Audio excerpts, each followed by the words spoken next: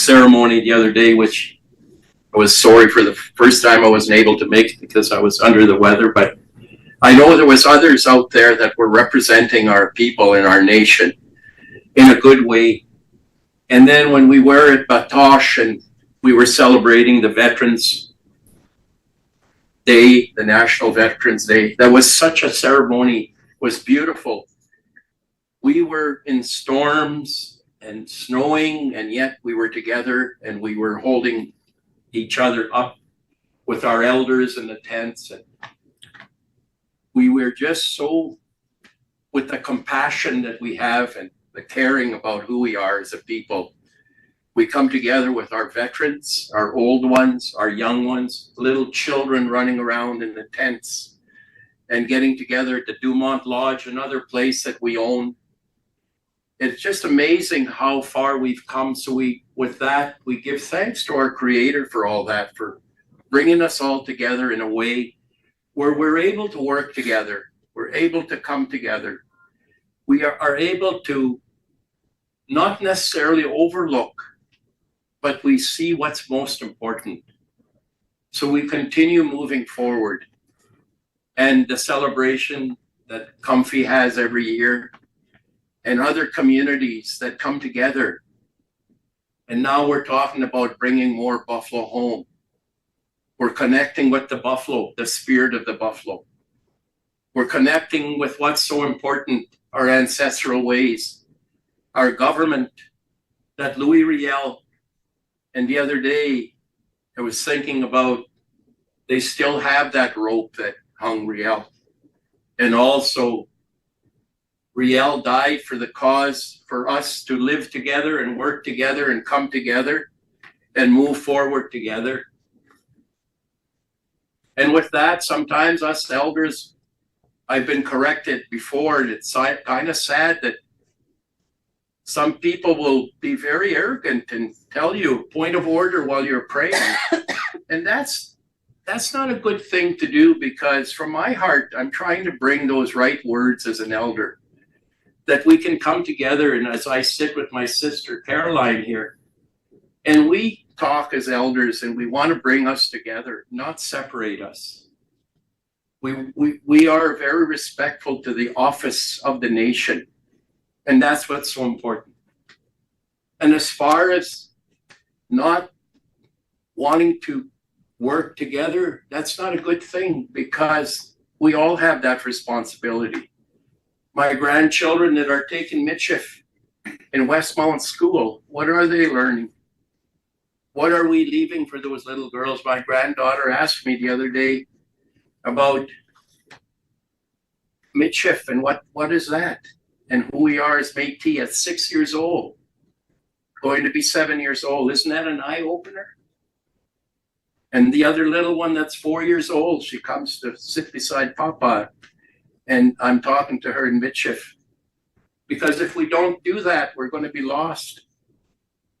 So this is very serious. So with that, God, our Creator, as we come before you in prayer, as we, the Métis Nation, have with respect and humility since our creation by your power and love, we thank you in a very special way for helping us uphold our pride in our culture, and especially our special and beautiful language, Michif, which we built for ourselves, and those other languages that we speak as Métis people. God, our Creator, help us uphold that distinction that we've built as a nation with our values, our language, our identity, our history, our stories.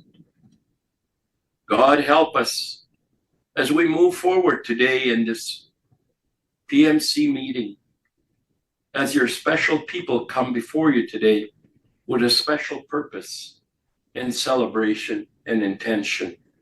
God, our Creator, remember our forefathers, our Métis veterans, for their sacrifices and bravery at all costs.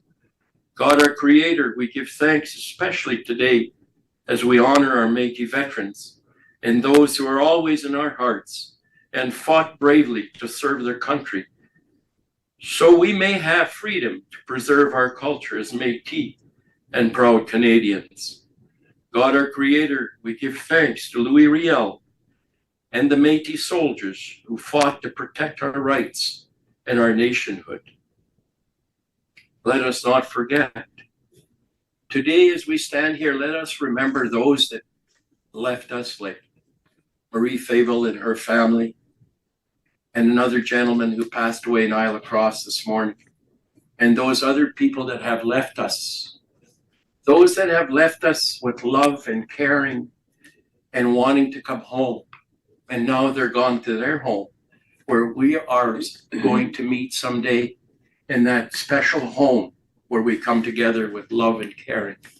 Mantu, utaganipaw yan, anush, unagapikshwayan. Nistagagimiyan, chipikshwayan, o mamichifkagimiya. Nixchite monotagani yan with the office. Kanipaw yan with the gawitapmatik ay sinok. We sto gani chik. Our leaders, we sto chapashibuchik. Ega chwanike chik tane kyo taga kipit way gasho chik. Mantu wich hika kyo ay sinok. Pushaminani we sto kyo we sto magsitsik kaskaw gayayma. We chick wayish, chipashigo chick, chick to wayish, chigonapataki gateway. Ega gateway chipanachi, which chick mantu. Let's have a wonderful meeting and let's move forward as we move forward to our MNLA and we get ready to continue on this great vision that we have as we move forward in the name of Louis Riel and our ancestors. Merci, thank you. Thank you, Norma, for that great prayer to set our day. Now we'll just get into the roll call here. So if you give me here or not, well, or not, irrelevant. All right, so President Glenn McCallum. President Glenn McCallum. Michelle Leclerc, Vice President.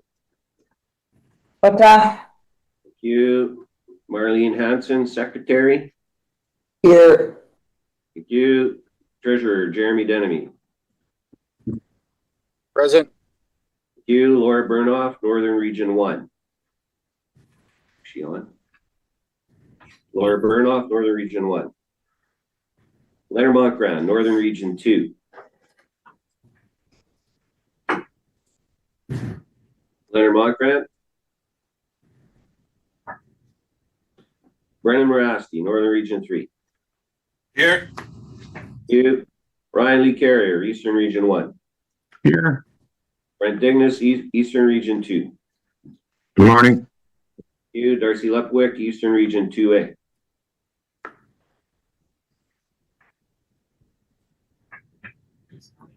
Darcy Lepwick. See him there. Mr. Speaker, Leonard Montgrand. Thank you, Leonard. Mark Friesen, Eastern Region 3. Omata. Loretta King, Western Region 1. Good morning. Billy Kennedy, Western Region 1A. Billy Kennedy, Western Region 1A.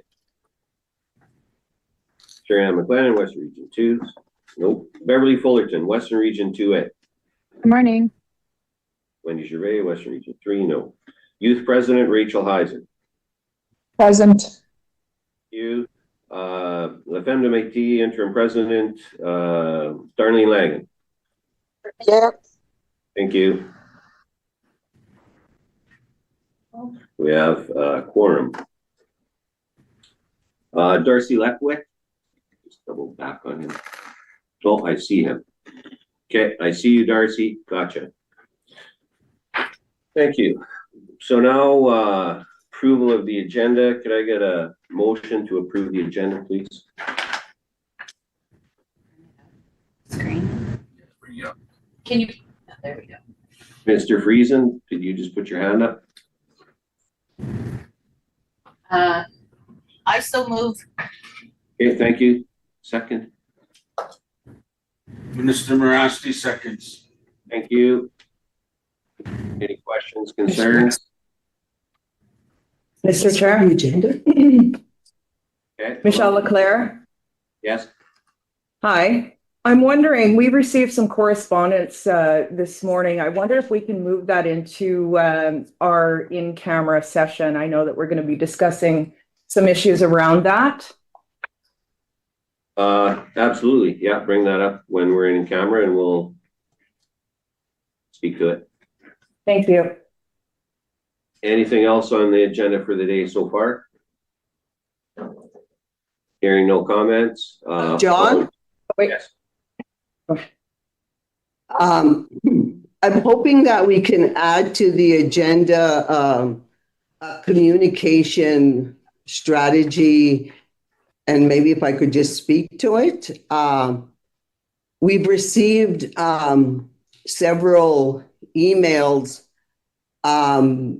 for quite some time now. I know one has been coming in from July, and I just like to know on how are we communicating with our people that are sending in emails and are requesting information. So if we could maybe have a discussion on how do we communicate with our citizens. It's a real good opportunity to work in line with the vision that we have, like the elder said here this morning. So it would be nice if the citizens know when and how they're going to be responded to when they're sending in a correspondence to us through email. Or anyway, we should be responding back to them.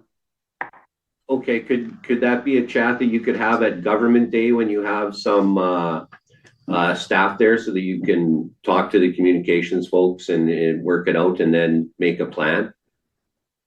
I'm wondering if it needs to be happen here, because I did bring it up at Governance Day where I brought forward some emails that were sent to us, and how are we responding them to, when are we responding, and we're still receiving the same email. So I'm not quite sure if it's that day or here, but it needs to be dealt with. Thank you. To answer that question, we need Matt and communications folks and some prep time on that, Secretary. So we'll duly note it, but I don't think it's a conversation that we can have today because there's no one to speak to it. I would like the secretary, though, to make sure that it's noted that it's been brought up here, that we will be dealing with it, and not hoping that we do get back to our citizens when they do send some correspondence in. Thank you. Treasurer Denemy. I just noticed on the agenda that we had submitted a resolution to be included for this Provincial Métis Council meeting, and I believe it met all the requirements. It was submitted 14 days before, and I also CC'd the Finance Committee on it. So I'm not sure why it's not included on the agenda. If I can get some clarification on that. Okay, I'm not aware. Just give me a minute, please.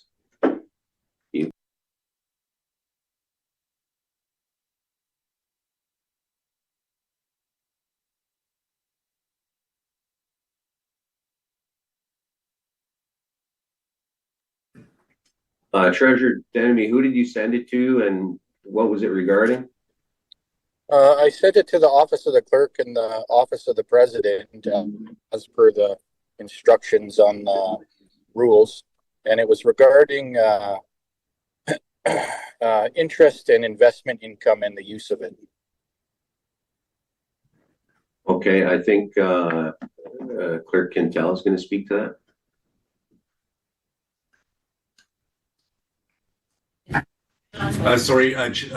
Speaker, Minister Friesen will respond to Treasurer Denemy's question. I was trying to get my hand up to respond to to Provincial Secretary. We'd definitely put that on the agenda for the next Government Day.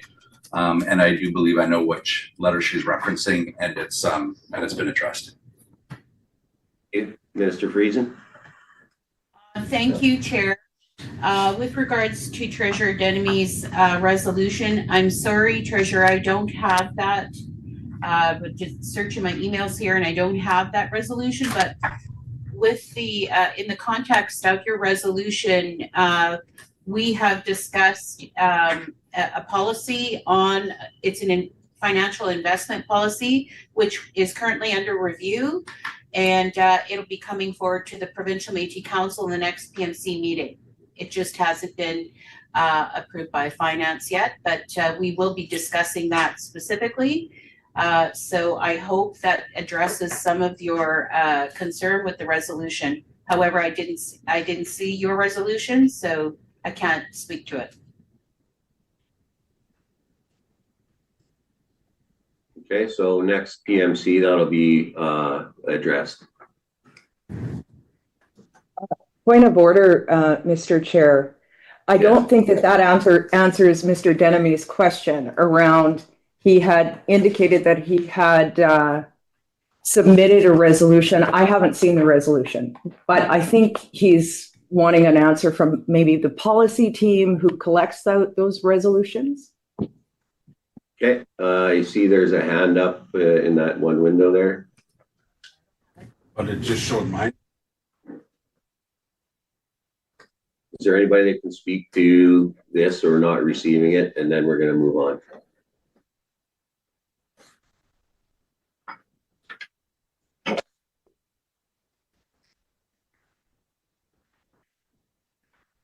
Did anybody receive the resolution? Okay, go to Minister Friesen. Minister Friesen? Yes, I've received the resolution now. Minister Morasti had it to me and Heather has sent it to me.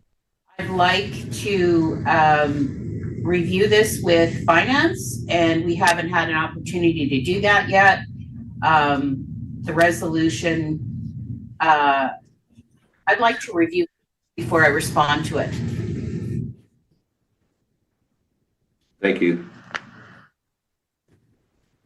So I think that's that explained it hasn't been seen. So we will put it on the PMC for next week or next month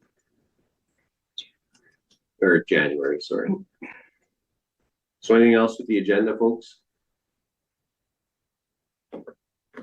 Okay, so we'll have a vote to accept the agenda. Bring up the poll.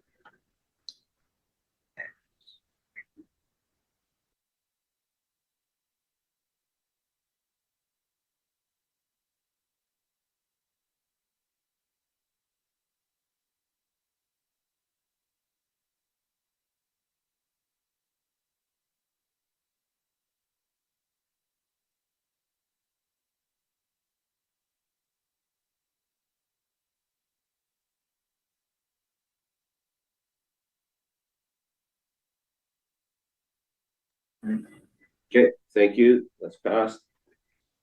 President McCallum is in Ottawa in meeting, so there'll be no opening remarks. Proposed consent agenda items for 6.1 approval of recording secretary Carrie Peacock, and 6.2 review approval of October 28, 2025 PMC minutes. Could I have someone? 9 persons per minute taker. Oh, sorry. For today. Yeah. Okay, sorry, it's not Carrie Peacock, it's Diane Parsons.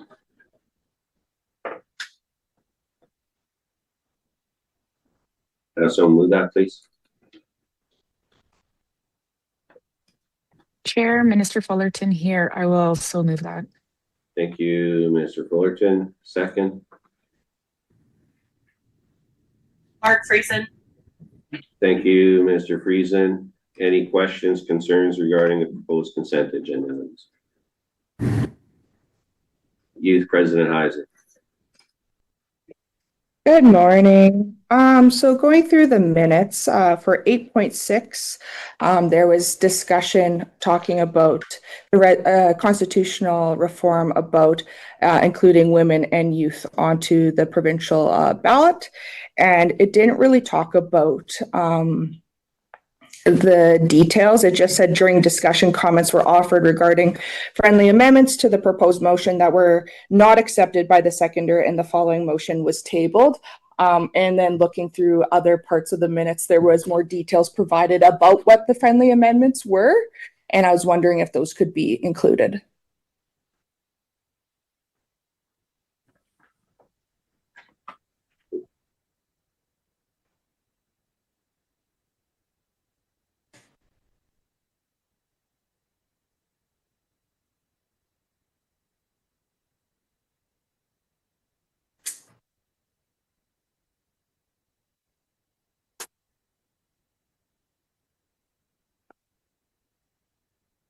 So just regarding that, since those friendly amendments were rejected, the ones that were talked about that hit the minutes are just a very high level summary of the discussion. So those were not put in there. Okay, thank you. Okay, thank you. Any other questions on the minutes before we have a poll? All right, seeing none, can we get the poll up, please?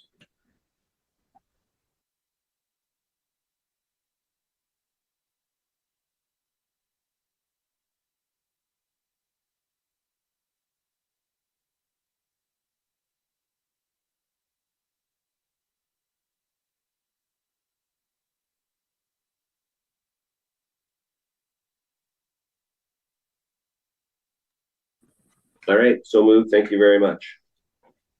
Now we'll get into the resolutions. Number 7.1, Gabrielle Dumont Institute Board of Governors appointment for Northern Region 3. Whereas the Métis Nation-Saskatchewan MNS recognizes the distinctiveness of Métis identity, culture, values, and language, inclusive of knowledge keepers, Katea, Neviumon, the old ones or elders, youth, women, and distinctive resources, which is incorporated into proposals and decisions of the Provincial Métis Council, PMC. Whereas Article 5.3 of the Constitution of the Métis Nation-Saskatchewan states, the Regional Council shall have the responsibility of making all appointments to the institutions and affiliates at the regional and provincial levels, and whereas Northern Region 3, at their duly held meeting, recommended that Camelia Culinaire be appointed to the Gabrielle Dumont Institute, GDI, Board of Governors as the Northern Region 3 representative. Therefore, be it resolved that the Provincial Métis Council ratify the appointment of Camelia Culinaire to the GDI Board of Governors as the Northern Region 3 representative, dated this 18th day of November 2025, moved by Minister Brennan Morasti, Northern Region 3, seconded by Minister Laura Burnoff, Northern Region 1. Minister Morasti, still so moved? Yes. Thank you. And I see Minister Burnoff is not with us. Is there someone who's going to second? Second. Said that? Sorry, I'm prepared to second that. Say your name, please. Michelle Leclerc. Thank you, Minister, or sorry, Vice President. So conversation, Minister Morasti, did you want to speak to that? No, I'm just honored and privileged to have Camelia interested in joining us. She is a educator from Jans Bay, and the community in the region is excited to have her presence join the GDI Board of Governors, and look forward to doing the work with them going forward. So thank you to my colleagues for the process and for the opportunity.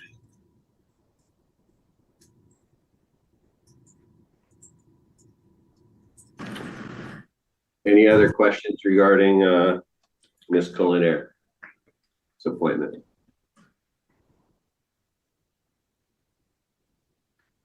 All right, seeing no hands up, we'll go to the poll.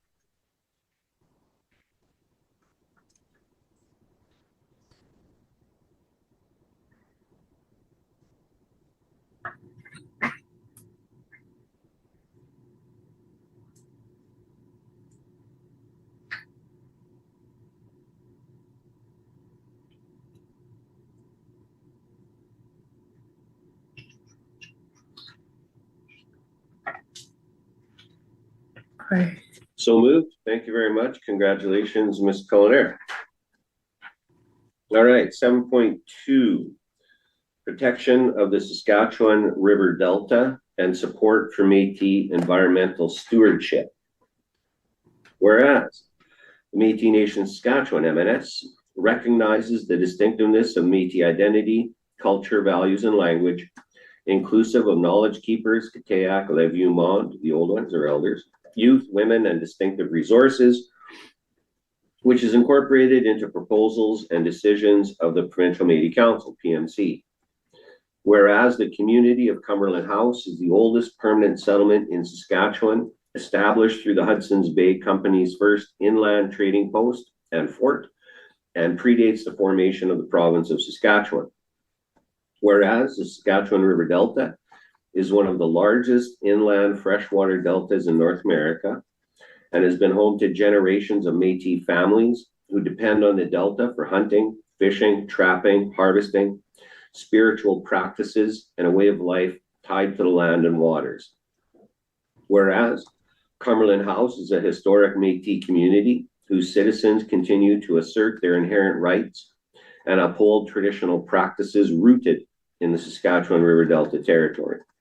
Whereas the E.B. Campbell Dam, constructed without meaningful consultation or consent of the Métis communities downstream, along with subsequent industrial and agricultural development, including major irrigation projects, have drastically altered the hydrology of the delta, resulting in environmental degradation and significant harms to the traditional lands and ways of life of Métis citizens.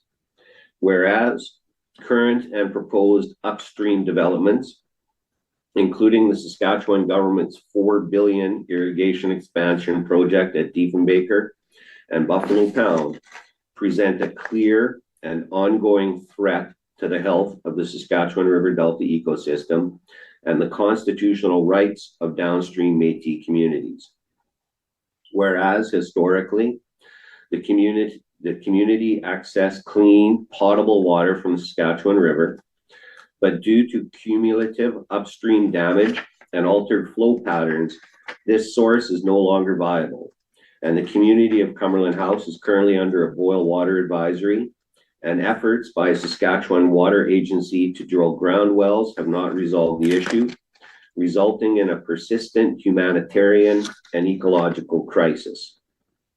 Whereas the MNS is a recognized government of the Métis Nation within Saskatchewan, responsible for upholding Métis rights and safeguarding Métis ways of life that includes protections of the lands and resources that have been used by Métis for generations. Whereas, in response to the province of Saskatchewan's refusal to engage with the MNS on matters associated with Crown's duty to consult and failure to engage with the MNS on a government-to-government basis, the PMC directed that the MNS pursue litigation to challenge the validity of the province of Saskatchewan's 2010 First Nations and Métis consultation policy framework on the basis that the policy is invalid. PMC 2006-08-07 and MNS initiated an action in 2020 with respect to the province's consultation policy. And whereas in 2023, the MNS brought an action, 2023 action, to determine whether the province of Saskatchewan's refusal to consult with Aboriginal people, including the MNS, was unconstitutional because it was inconsistent with Section 35 rights, and a decision on the 2023 action is pending. Therefore, be it resolved that the Provincial Métis Council, PMC, declares that the Métis Nation-Saskatchewan MNS is committed to the protection, stewardship, and assertion of Métis rights for the historic Métis community of Cumberland House and other Métis communities whose livelihoods are connected to the Saskatchewan River Delta. Further, be it resolved that the PMC directs the MNS president and others designated by the MNS president to meet with First Nations, provincial and federal governments, as well as others, including but not limited to Cumberland House Cree Nation, Saskatchewan Water Agency, Sask Power, to explore actionable solutions to remedy the ongoing issues currently affecting the Delta. And further be it resolved that the PMC directs that MNS Legal come back with an update for the PMC on the possibility of future legal action with respect to issues contained within this resolution after the decision is rendered for the 2023 action. Dated this 18th day of November 2025, moved by Minister Ryan Carrier, Eastern Region 1, seconded by Minister Brent Dignas, Eastern Region 2. Minister Carrier, still so moved. I so move. Thank you. Minister Dignas, still so second. I so second. Thank you very much. Conversation. Any questions on this, folks, or Minister Carrier, did you want to speak to it off the start? Yes, I will. Thank you, Mr. Chair. In regards to the Cumberland House Delta at this time, I'd like to reiterate the urgency of this motion and the urgency of what we're dealing with in the Cumberland House Delta right now. As at this time, the water levels are drastically declining at a daily rate, and at this point in time, the water level in the intake of our reservoir itself even is almost freezing to the ground, which is very big concern for the community and the leadership that call Cumberland House home. So this is a very urgent matter in regards to how we could look at protecting the Delta and further get support and other measures to get the Delta at a better rate, better way than what it is now. Because right now, it's coming to deaf ears, it seems, with the provincial government in regards to how we could look at prioritizing water levels within our delta. It seems to stop at the Nipawin Dam, and we're having issues continually. This is a continuous discussion we have with the government. So directing the Métis Nation to support and put more pressure on the provincial and federal government to really look at different ways to support the Delta. And one of them is looking at even if we could do a friendly amendment added, directing the Métis Nation to look at getting into more discussions with the federal government, looking at a protected area, Indigenous protected area for this area, which will further support our stewardship that we want to have within the Delta.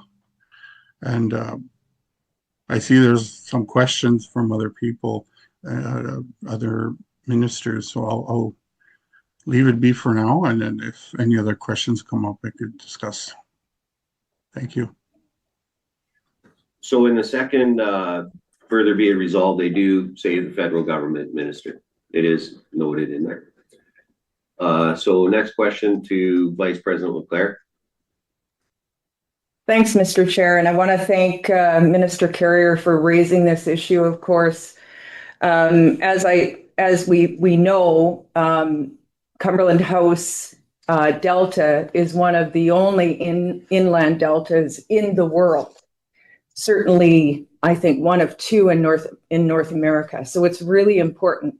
The other thing is this, it's not just about the Delta, the water issue and lack thereof, and now being under a boil water action certainly affects the human health of all of those that live in that region.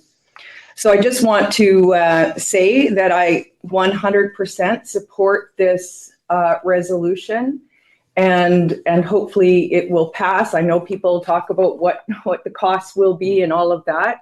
But as Elder reminded us last time, you know, this is a cost to human health. This is a cost to environment.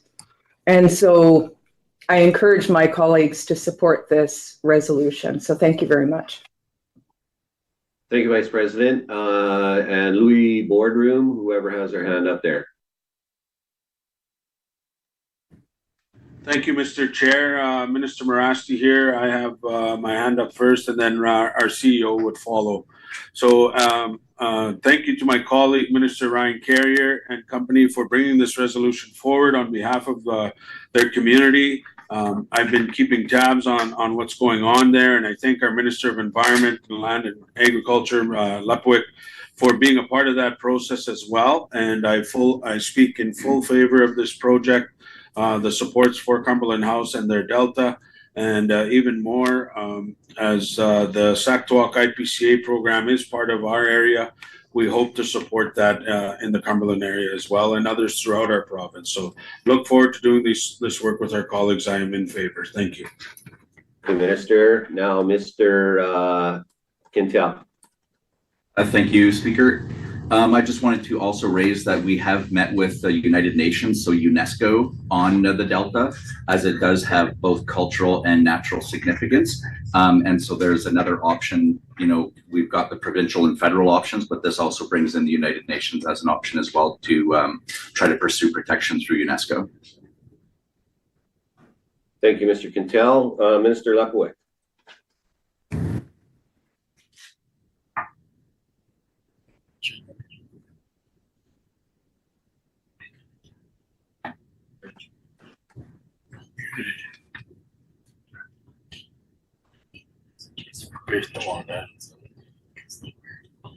Mr. Lepwick, you don't have your correct mic going. We can see you talking, but we can't hear you, I'm afraid.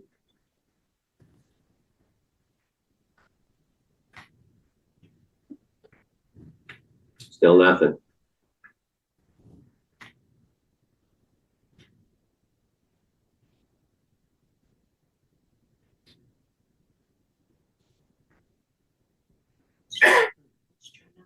Eat some IT. What is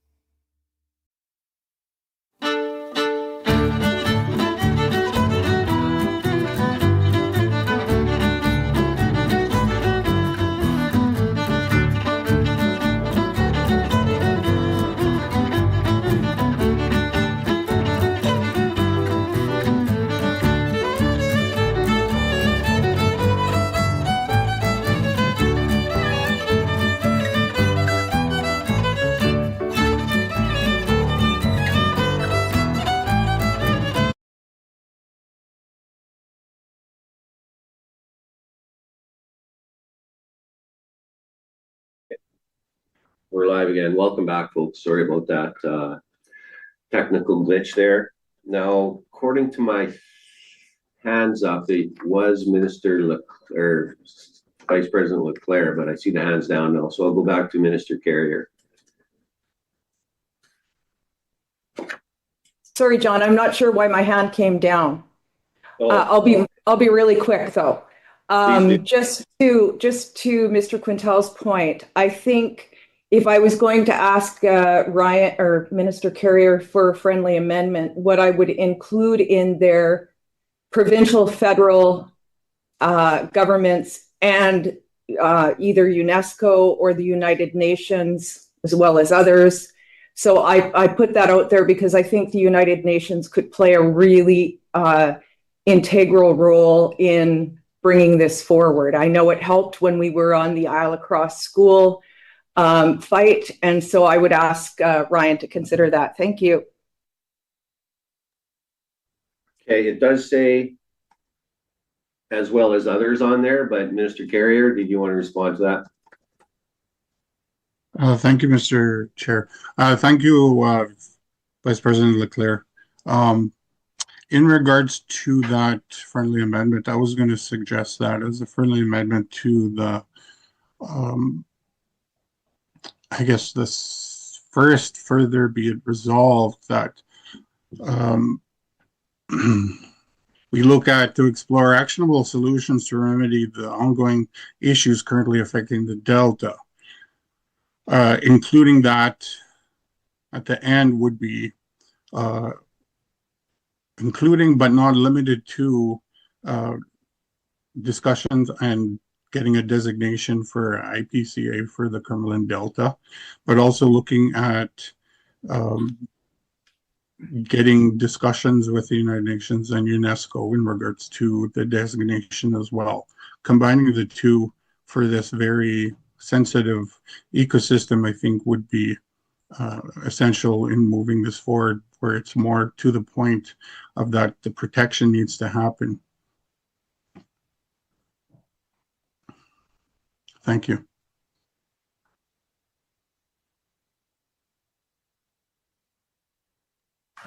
So would you just be comfortable if we add the UN on there? Because the IPCA issue is tricky and sticky. And its remedy ongoing issues covers a lot of things. Mr. Carrier?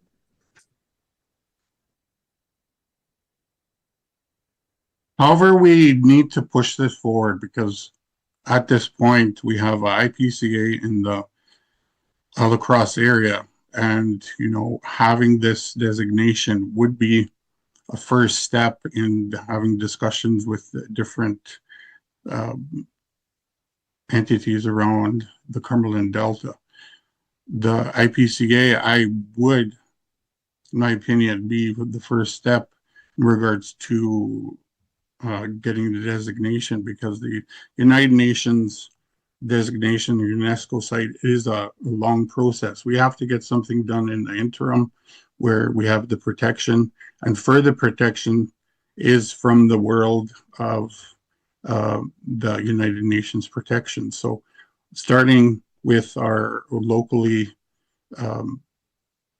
designation of IPCA, where we can have our own stewards of the land, protecting the land in the area, I think would go a long way, along with the United Nations discussions. Okay, so that would fall under explore actionable solutions. So are you comfortable with just adding and the United Nations? Well, I think we could add both. UNESCO, you mean? UNESCO and the APCA. That's an actionable solution. But it's not limited to those. There could be some other solutions as well. Okay.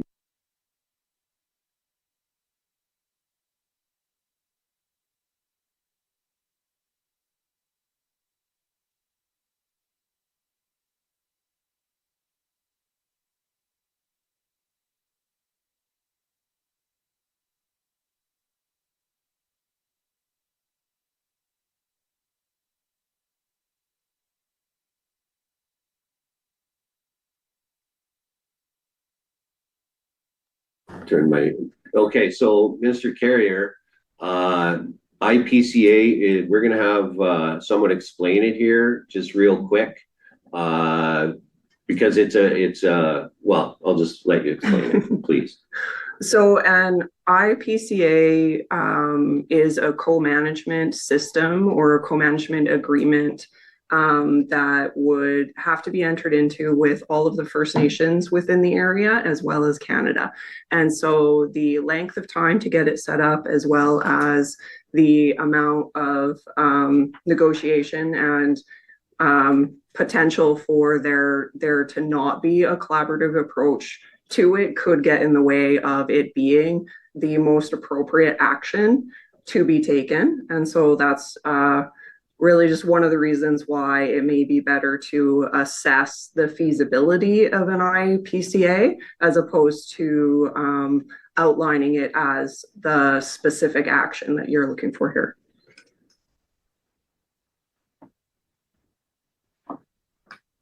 Okay, so Minister Carrier, that can be under explore actionable solutions.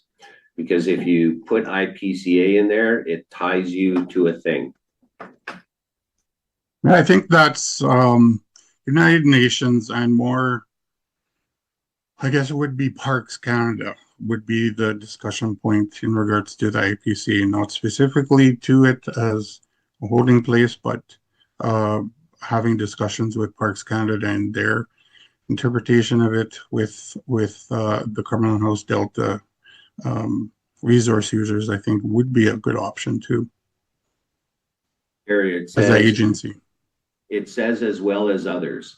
So it's not limited to Cumberland House Cree Nation, the Water Agency, SaskPower. So adding United Nations and UNESCO, cool, but then we don't want to muddy this up. Can we just add United Nations and UNESCO?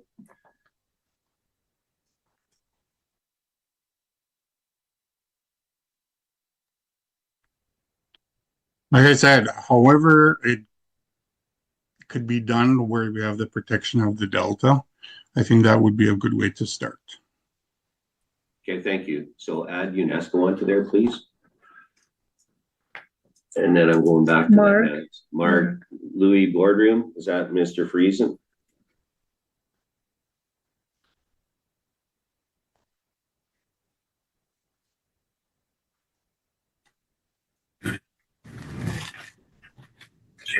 She got kicked. Okay, I speak in full support, and I'm in favor of this, speak in favor of this resolution. I believe the Provincial Métis Council needs to make this a top priority. And with that said, we need to be done saying what we can't, why we can't do it. It's time to show what we will do. The Métis Nation-Saskatchewan meets the Cumberland House and every community whose lands, waters are under threat. We cannot put a price on defending our river delta, our water, our lands, our rights, and our future. Our message needs to be clear that no project will move forward without Métis consent. This is our homeland and we need to protect it. Thank you. Thank you, Treasurer. Any other hands left up there? A question? Question's been called and no other hands. Okay, we'll put it to the poll. Thank you.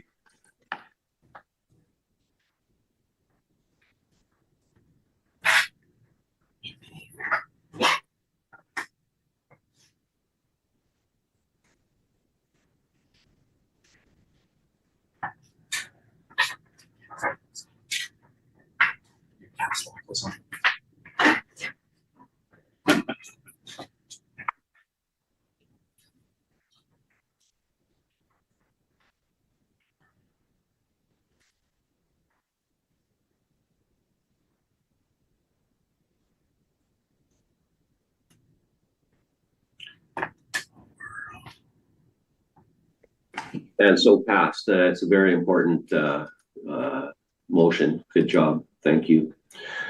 All right, we'll go into 7.3 right now. Signing authority treasurer.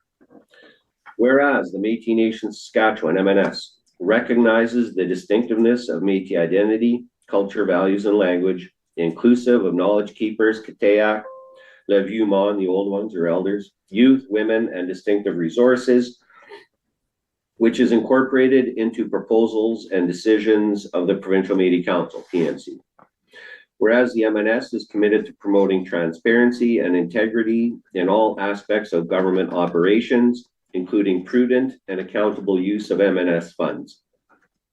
Whereas the Constitution of the Métis Nation-Saskatchewan Constitution in Article 3.4b states that the PMC shall designate persons who may have signing authority for the purpose of conducting the affairs of the organization, which shall include the treasurer.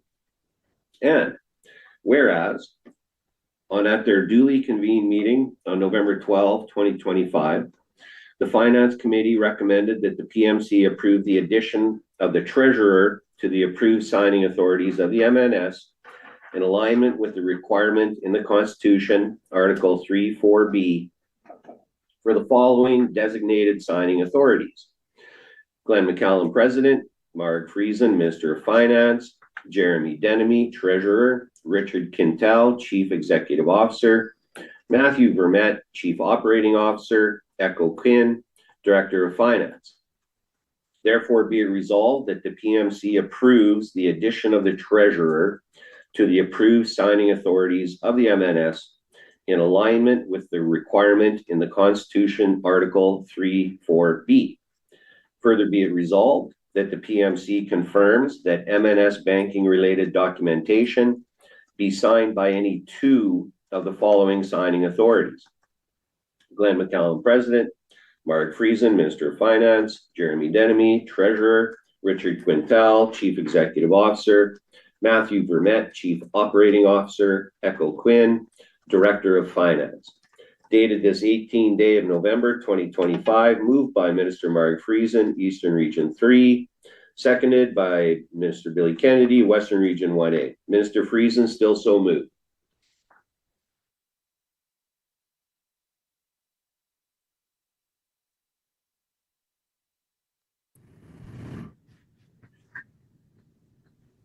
Minister Friesen?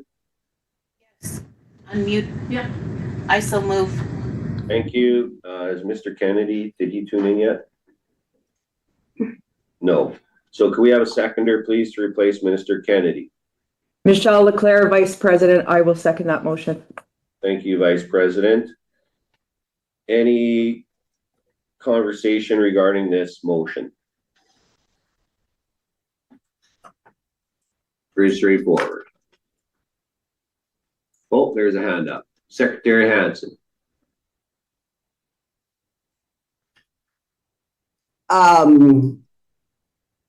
Thank you for putting the motion forward. It's very nice, really good to hear that Jeremy will be now signing. I have a question.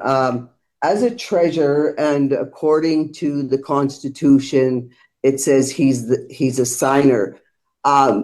So does that make or will this make Jeremy a primary signator, or is he on the list and called when needed?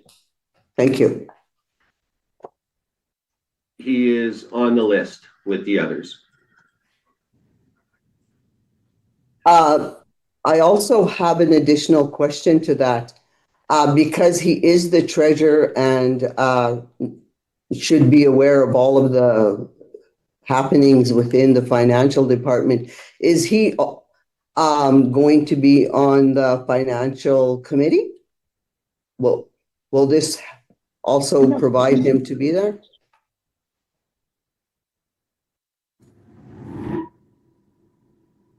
Speaker, Minister has her hand up. Okay, who has their hand up?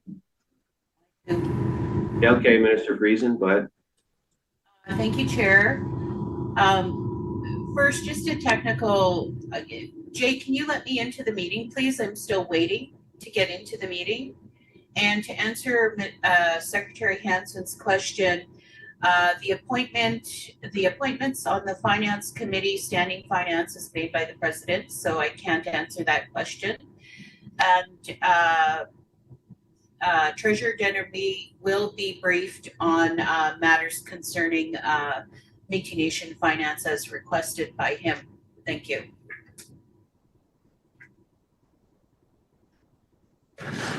Thank you. And Mr. Friesen, you are not in the waiting room. So we can't let you in. You're not in the waiting room. So are there any other questions on this?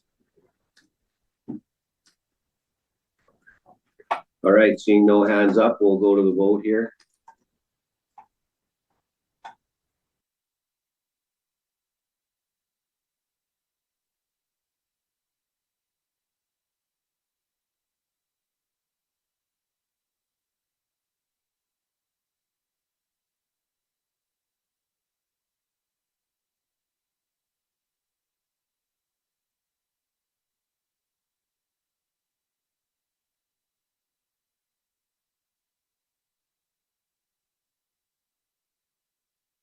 You.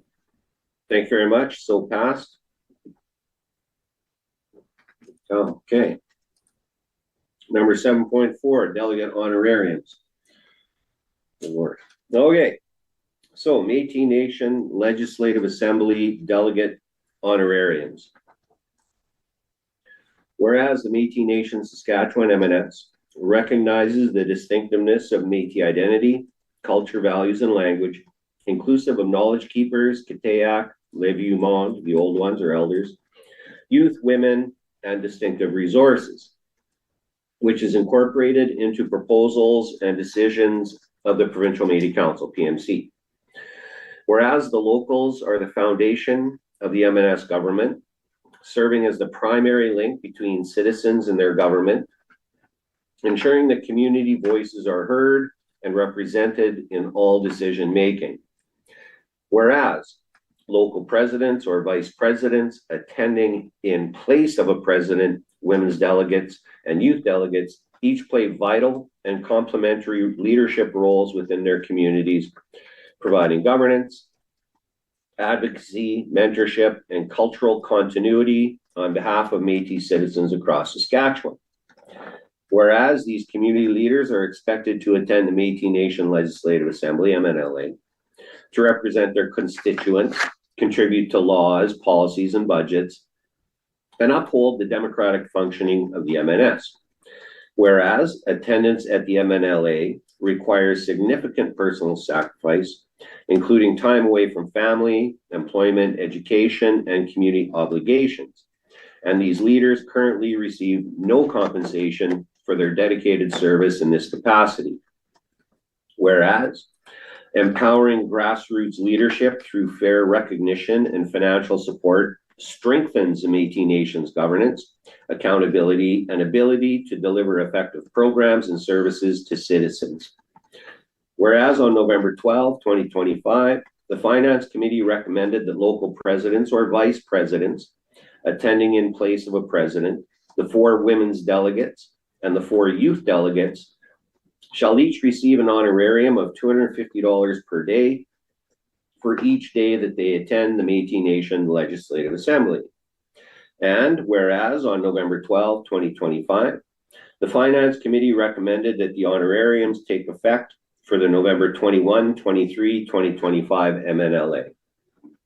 Therefore, be it resolved that the Provincial Métis Council, PMC, approves that local presidents or vice presidents attending in place of a president, the 4 women's delegates, and the 4 youth delegates, shall each receive an honorarium of $250 per day for each day that they attend the Métis Nation Legislative Assembly.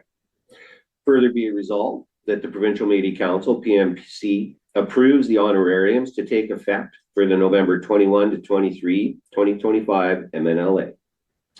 Dated this 18th day of November 2025, moved by Minister Marg Friesen, Eastern Region 3, seconded by Treasurer Jeremy Denemy. Minister Friesen, still so moved. I'd like to speak to it, please. Okay, thank you.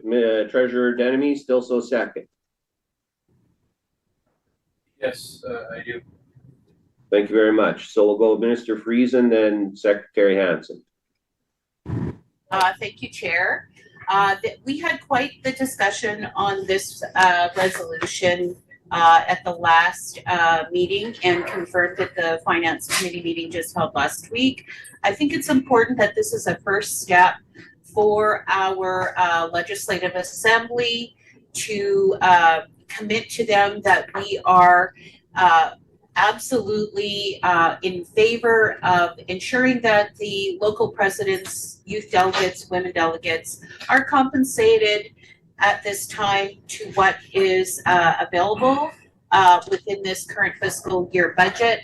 And we will absolutely consider this again with our ongoing budget exercise that we are currently in for finance for next fiscal year. So I'm in favor of this resolution, and I do full-heartedly support it. Marcy. Thank you, Minister. Secretary Hansen. Oh, Treasurer I'd like Denby. I would just like to speak to the resolution. On October 28th, this was brought forward to an in-camera meeting. And it was brought forward, it was moved by Jeremy and myself. I seconded. Secretary, be careful what you talk about in an in-camera meeting. It's supposed to be in camera, okay? Okay, that's fair. Sorry. Yeah. However, I still want to speak to this because I don't really know this. Yeah, you can speak to it, but you can't reveal or say what was said or happened in an in-camera meeting. Okay, one of the things though that I did request was that the mover and the seconder stay the same. You still can't talk about what happened in camera. Oh, I'm just disappointed. Thank you. Okay, thank you. Any other questions? Oh, I see a hand up in the Louis boardroom main office.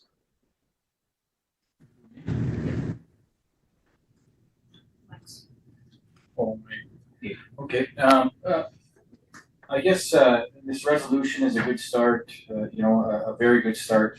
Our local presidents, our women delegates, and our youth delegates, they definitely work hard. They sacrifice. They leave their families, their jobs, their studies to be there. A $250 honorarium is, I guess, a gesture of goodwill. But let's be honest, our communities need more. They need more support, more tools, more real investment on the ground. So yes, I hope this passes today and tomorrow. We need to fight for even bigger and better wins for our people. Believe me, this is just the beginning. Thank you. Thank you, Treasurer Denemy. Ms. Hansen, Secretary Hansen, you have your hand up again? I'm in 100% support of this motion, and I just want to take a moment to recognize and thank the local presidents for their tireless work in supporting our communities and the Provincial Métis Council and the citizens across the province, and continuing making our government stronger. They are the foundation of our government, the strength that keeps our Métis Nation moving forward. The local presidents and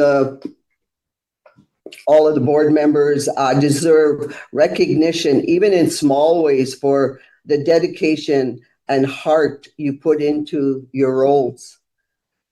We will continue to work toward building the capacity you deserve so our communities can not only strive for but truly thrive, breaking free from poverty and building a stronger future for our people. Thank you. Thank you, Secretary. I see the Louis boardroom hand up is again. Okay, Mr. Morasti.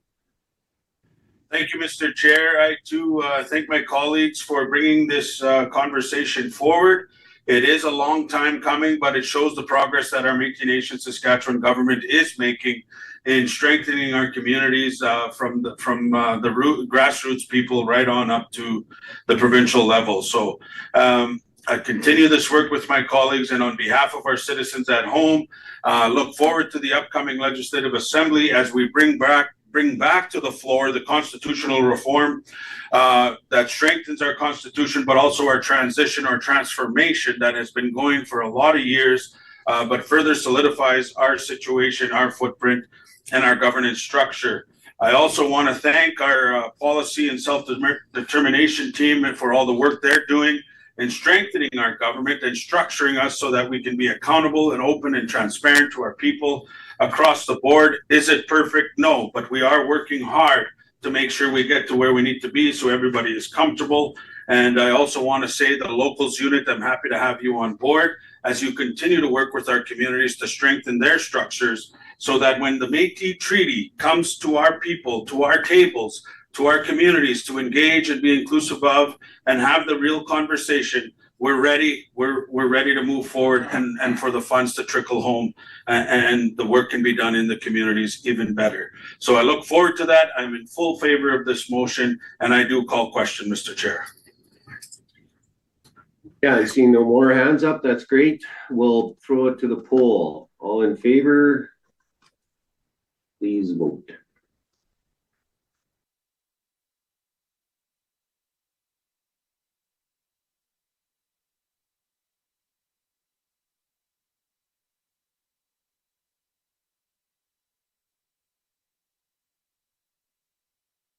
You. All right, thank you very much, folks. And it's going to be good to see those local presidents and other representatives be remunerated for their hard work and time and commitment. So with that, folks, we're going to take a break. We're going to reconvene at 1:45. Just for the record, we're going to move up, obviously, the finance update. So Minister Friesen will be up at 1:45. And then we're also working to put on standby the folks that are going to give that socioeconomic presentation. Because as soon as we're done with Minister Friesen's finance or variance analysis, we're going to move into the socioeconomic and probably early in the afternoon to in camera. So that being said, enjoy your break. We'll reconvene at 11:15.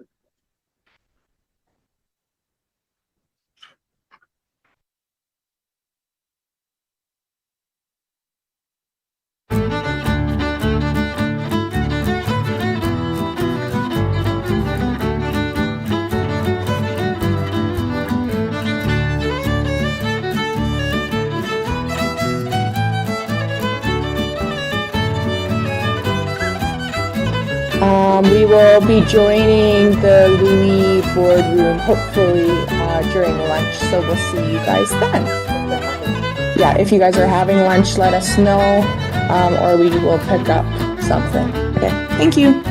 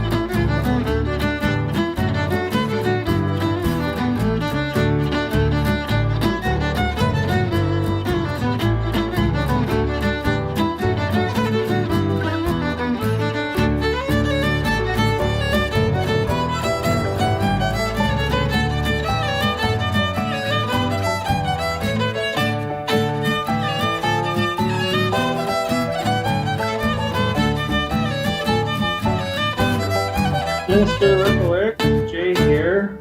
Still not getting your audio, so can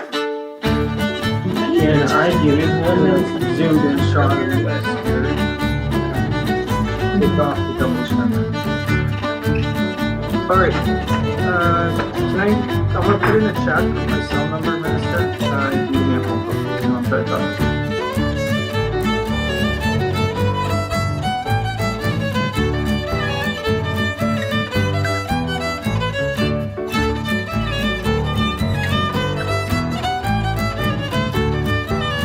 Recording stopped.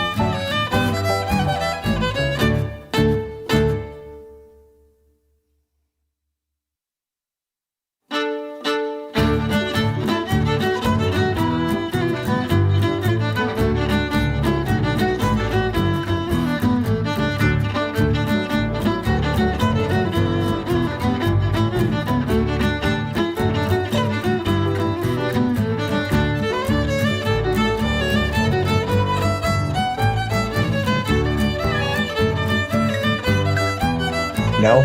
Can you hear me now? So try to remember it. That might be, there you go, you got me.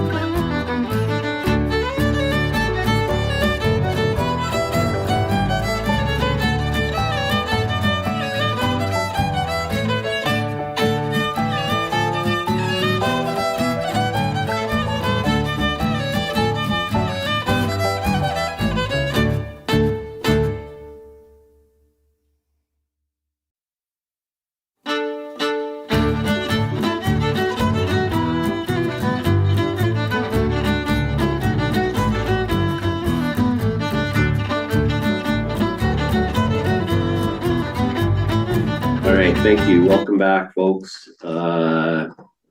Very productive morning so far. So now we're gonna go to Finance Minister Mark Friesen for Section 8.1 Q2 variance analysis. Minister Friesen, over to you. Recording in progress. Chair, I just wanted to make a comment prior to us getting into the variance analysis report, and I believe that Echo is online here to present that. I wanted to just say thank you, Marcy, to everyone who attended the audited statements workshop last evening. We had about 32 people online. It was very well received, and great questions were asked and answered. So we seem to be getting more and more people come to those virtual events regarding finance, and we're open to hosting more of those types of events. And we're also looking into workshopping just basic financial terminology, terms, and workshopping our own M&S finances alongside that. So I just wanted to say thank you for that. So as promised, variance analysis quarterly is what we are committed to providing to the Provincial Métis Council. And it gives us a picture of where we're at within our budget. So it compares the budget to accurate current expenditures and revenue. So we're hoping that this will assist, and when we come to the end of the fiscal year, that we're on line to ensure that we're not going overspending or underspending in that regard. So this is Q2 variance analysis. So I'll just let Echo take it from here. Thank you very much.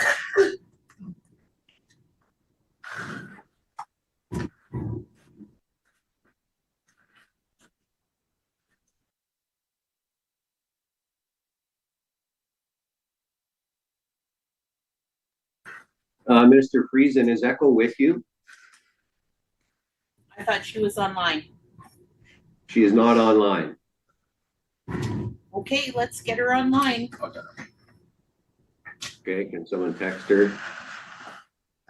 Yeah, we're doing that right now. Thank you, Chair.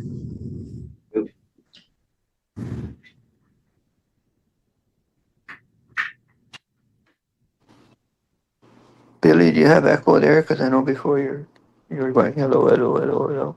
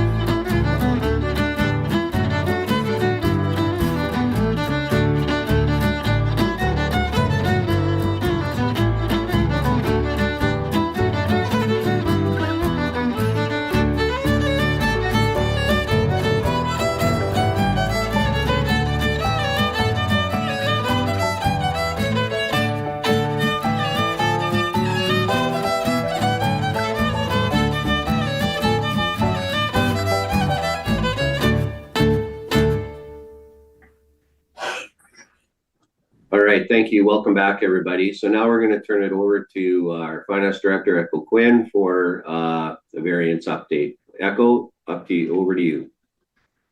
Okay. Thank you, Chair. Good morning, the council members, and good morning, everyone that is online and watching the live stream. Welcome, and sorry for the delay. We're here and just bringing up the presentation now, and we're going to present the second quarter 25-26 fiscal year's financial update. If you can go to the second page, please.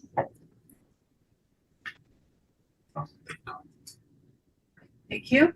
So in this update, we're going to cover the financial compliance matrix and the second quarter's financial health snapshot. We're also going to cover the variance reports, analysis, and insights, and we're going to have a question and discussion session as well. So we can move on to the next slide. Thank you.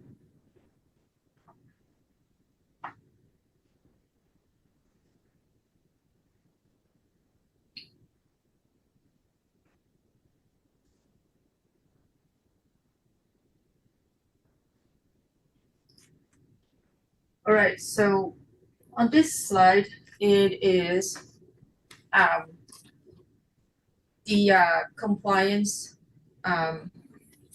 status report. We have a few areas covered in this report. First one is governance and operations. In the past quarter, MNS is compliant with our Provincial Métis Act and our other bylaws and policies, and the actions required is continuous monitoring.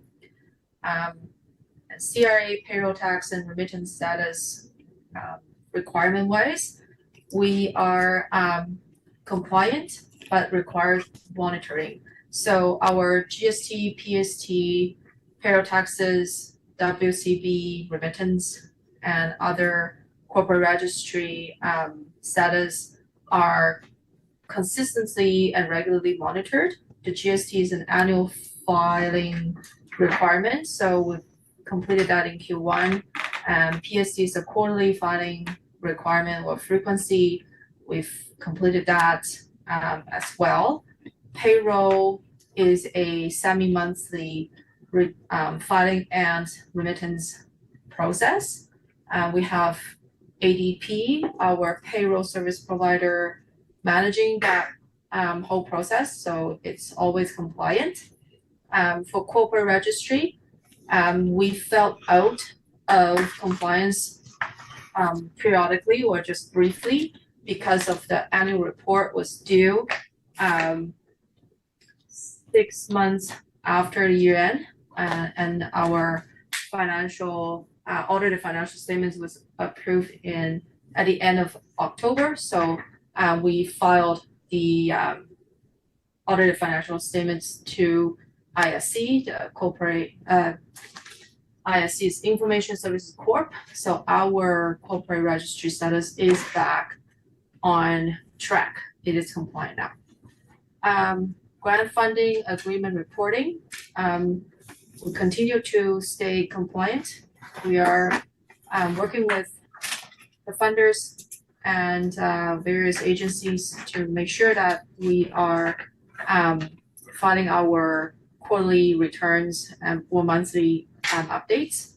And our FCOs and finance department are working tirelessly to ensure that we also follow the not-for-profit accounting procedures and principles throughout our processes and operations. Financial transparency. This one, we measure this criteria based on the audited financial statements.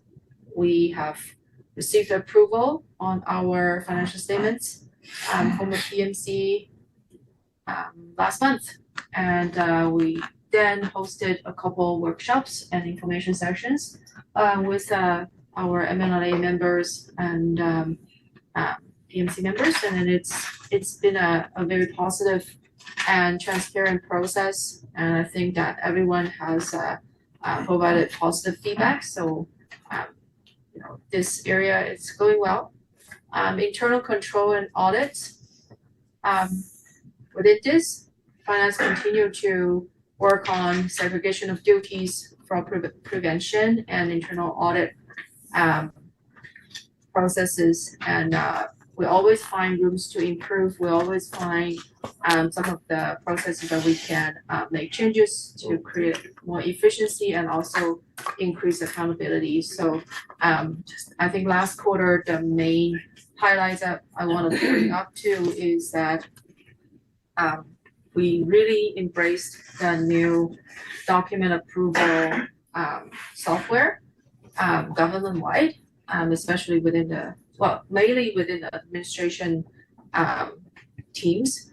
And also we have some of our financial policies for the staff and administration approved by our chiefs. So that's a positive improvement for us to continue on our journey of increasing our accountability and transparency for our government works.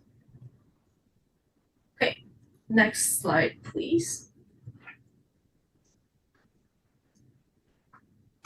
Okay, so this is a snapshot of our balance sheet standing points as of September 30th. So our cash balance is 156 million, and our accounts payable and accrued liability balance is around 5.6 million. Our accounts receivable and other receivable balance is around 9.5 million. So overall, we have sufficient cash on hand to cover our current liabilities, and our cash on hand, days on cash on hand ratios, that is just the first section below the table, is indicating that we are sitting at 187 days that our cash can cover the liabilities that we have. So our cash reserves is still staying very high above the ideal benchmarks, but it is trending down a little bit from Q1. In Q1, it's greater than 200 days. So that is indicating that our operations is ramping up, our spending is ramping up, which is a positive trend that we would like to see. And below the days of cash on hand section is the working capital ratios. Right now we have greater than 21 ratio. That means that our current assets is 21 times more than our current liabilities balances. What this tells us is that our ability to cover short-term cash obligations is very strong, and usually we're looking at 1.5 to 2 is a healthy ratio, but M&S overall is at 21, so it is favorable. Okay, next slide, please.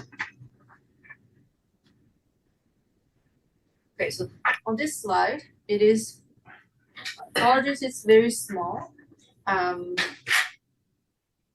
we can zoom in, as much as we can, and I will read out loud the numbers.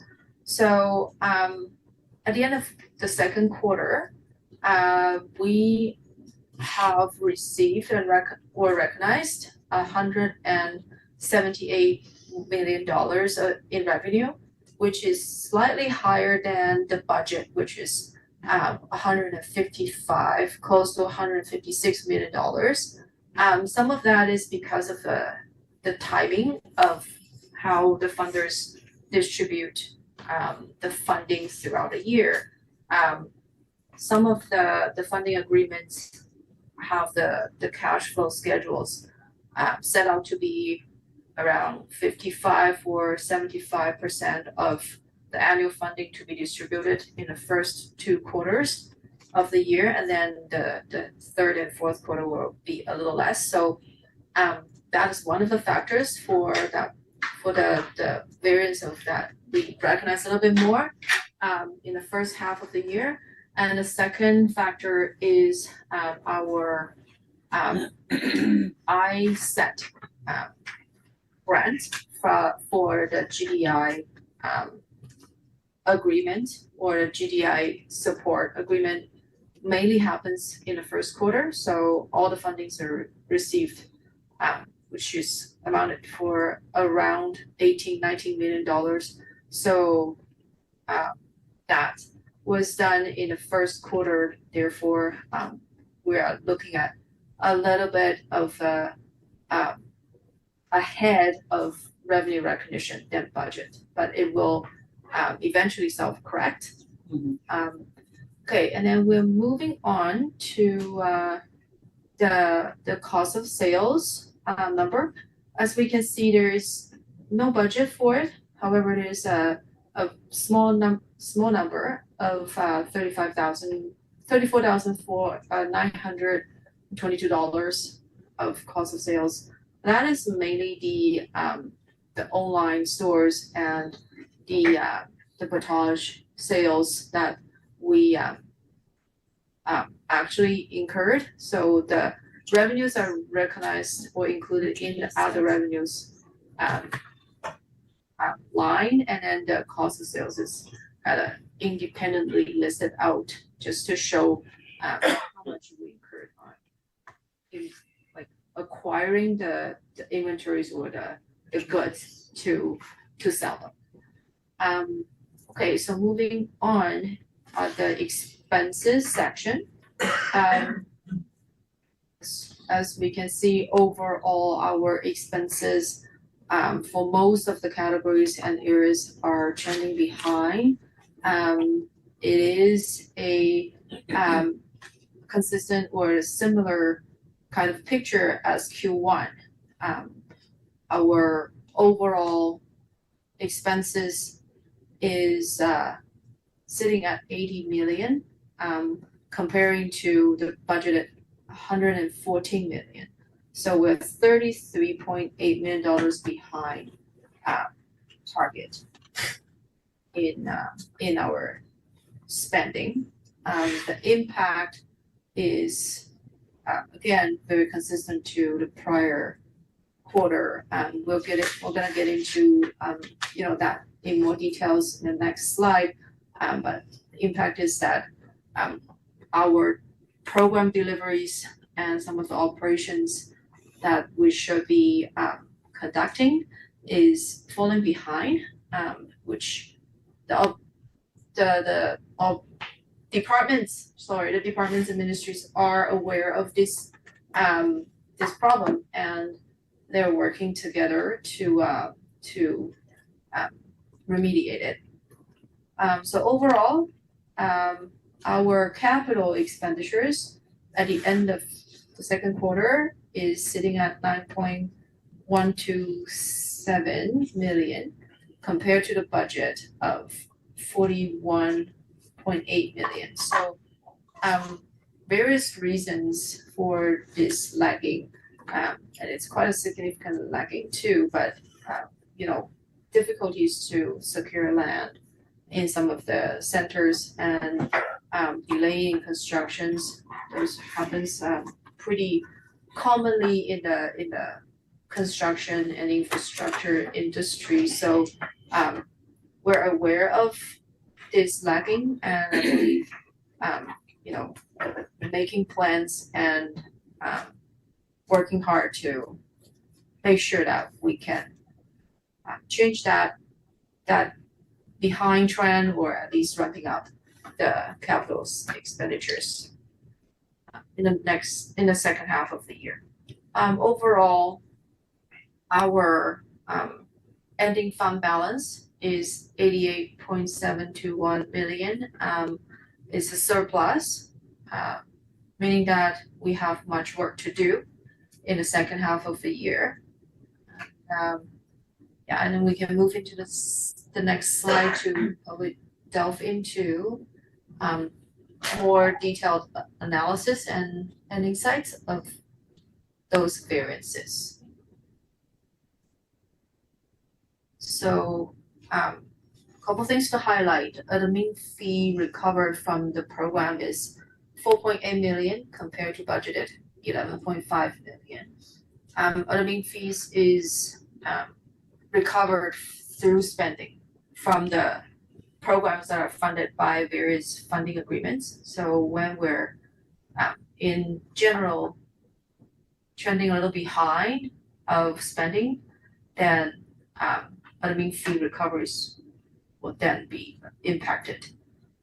So the total expenses incurred by internal services departments and registries, which relied on admin fee recovery, is 10.7 million. So what this means is that we're about $6 million in a hole for the internal services departments and all the departments that are relying on the admin fee recovery. So it is one of the red flags we want to actually bring to the PMC's attention. And the capital projects with funding but still have not started accounted for approximately $54.5 million of the year-to-date budget. Some of the major departments, such as ELCC, Language and Health, continue to report slower than expected operating results. The CEO and the Chief Operating Officer and Deputy Chiefs of the ministries and departments are aware of the large surpluses. They have been meeting with ministries and departments to update work plans and update the implementation of the plan. Next slide, please. Also, freshly out of the box, so we received confirmation of new fundings from UPIP. Sorry, I'm jumping a little bit off the order here. So UPIP program, after they received our previous year's reports, which was submitted a little later in the year, but is for prior fiscal year. After they received the reporting, they're happy with the results and outcomes.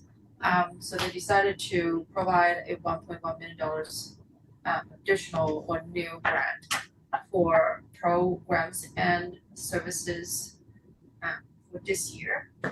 So that is a new addition to our revenue current year, 25-26 fiscal year. And there's also $1.6 million of school food grant that is new and we're still meeting the work plan to deliver the program to for the rest of the year. Okay. I think we can move on to the next slide. Oh, thank you. So the next slide is the variance report by ministry and functional areas. So it is a lengthy report with a lot of numbers. What each line is presenting is what this particular ministry or the operating areas is expecting to spend for the first 2 quarters versus what their actual is. So that's the budget is the first column with the numbers, and the actuals expenditures or spending is the second column with numbers under the expenses. and we have a variance column and a percentage of spending column at the end, on the right-hand side. So it is just showing a general picture of which ministry is trending a little behind, which ministry is staying on top or on plan, which ministry has spent a little bit more than expected. So overall, underspending is generally the theme. Right. We can move on to the next slide. I am looking at the attendees here too. I don't see any hands up, so if anyone has any questions or want to stop at any point. I have a couple. Okay, Minister Friesen, go ahead. Okay. Chair, I have a couple of comments. Can we save the questions till the end? I don't have a question, a couple comments. Okay, Just go ahead. Thank you. Thank you, Echo, for the variance analysis. I just wanted to make a couple comments because I know that we have had some conversation on the new UPIP dollars and what was accessed by Métis Nation-Saskatchewan, $1.1 million. We haven't, we're still working on a access point and how UPIP will be distributed. So if you could just defer your questions on UPIP until we have that conversation. And the school food fund is actually a federal funded program that we were able to access. And generally it's a food security program for children in urban center schools. And we've been able to access some funding for school food. So again, we are determining how regions or locals will access that fund and how it will be allocated. So the criteria for that fund is still is being developed and under review with finance. So we'll roll that out when and make the announcement when it's prepared. So I wanted to just mention on those two new funding programs that we've successfully been able to access. And the other point I want to make, and ECHO has done a great job at highlighting some of the reasons why we're underspent. And so the administration, the management team are currently having discussions on how to monitor budgets more closely so that we are not in a position of underspending, because it's just as critical as overspending is to address. As ECHO mentioned, the admin fee recovery that we receive internally to support 6 internal departments, that's how they operate. So if we're underspending in certain areas, we can't have that admin fee recovery to support those internal departments. Therefore, we're left in a position of overspending in certain areas. So we need to ensure that we are balancing that. But of course, this is only Q2. So in Q3, you'll see a variance again, which project activity or program activity is increasing. So therefore the spending is increased. So hopefully we'll balance, but we'll continue to monitor. And I want to thank the finance department for bringing this forward. Continue to monitor to ensure that we are accountable with the funds that we receive, but also with our expenditures and how we're expensing those funds. So those are the comments I wanted to make, Chair. Thank you for the opportunity, Marcy. Thank you, Mr. Friesen. So we have questions now of the Finance Department. So I see Secretary Hansen has her hand up. Secretary Hansen. Thank you, Echo, for the information. I have a question, though, for Minister Friesen. Is it not up to the PMC to be a part of how the budget is going to be distributed out? And did I hear it mentioned that the dollars for the school food is only going to the urban centers? And monitoring the budget more closely, last night I was a part of the workshop with some of the presidents from across the province. And in regards to the communications piece, for the policies, would we not be overseeing the financial committee? Is the PMC not oversee the financial committee? Would we not be the ones that give the go-ahead and the approval on all of the decisions that are being made? I'll answer.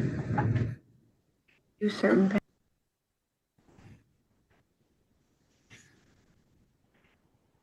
Chair, can I answer? Yeah, go ahead, Mr. Friesen.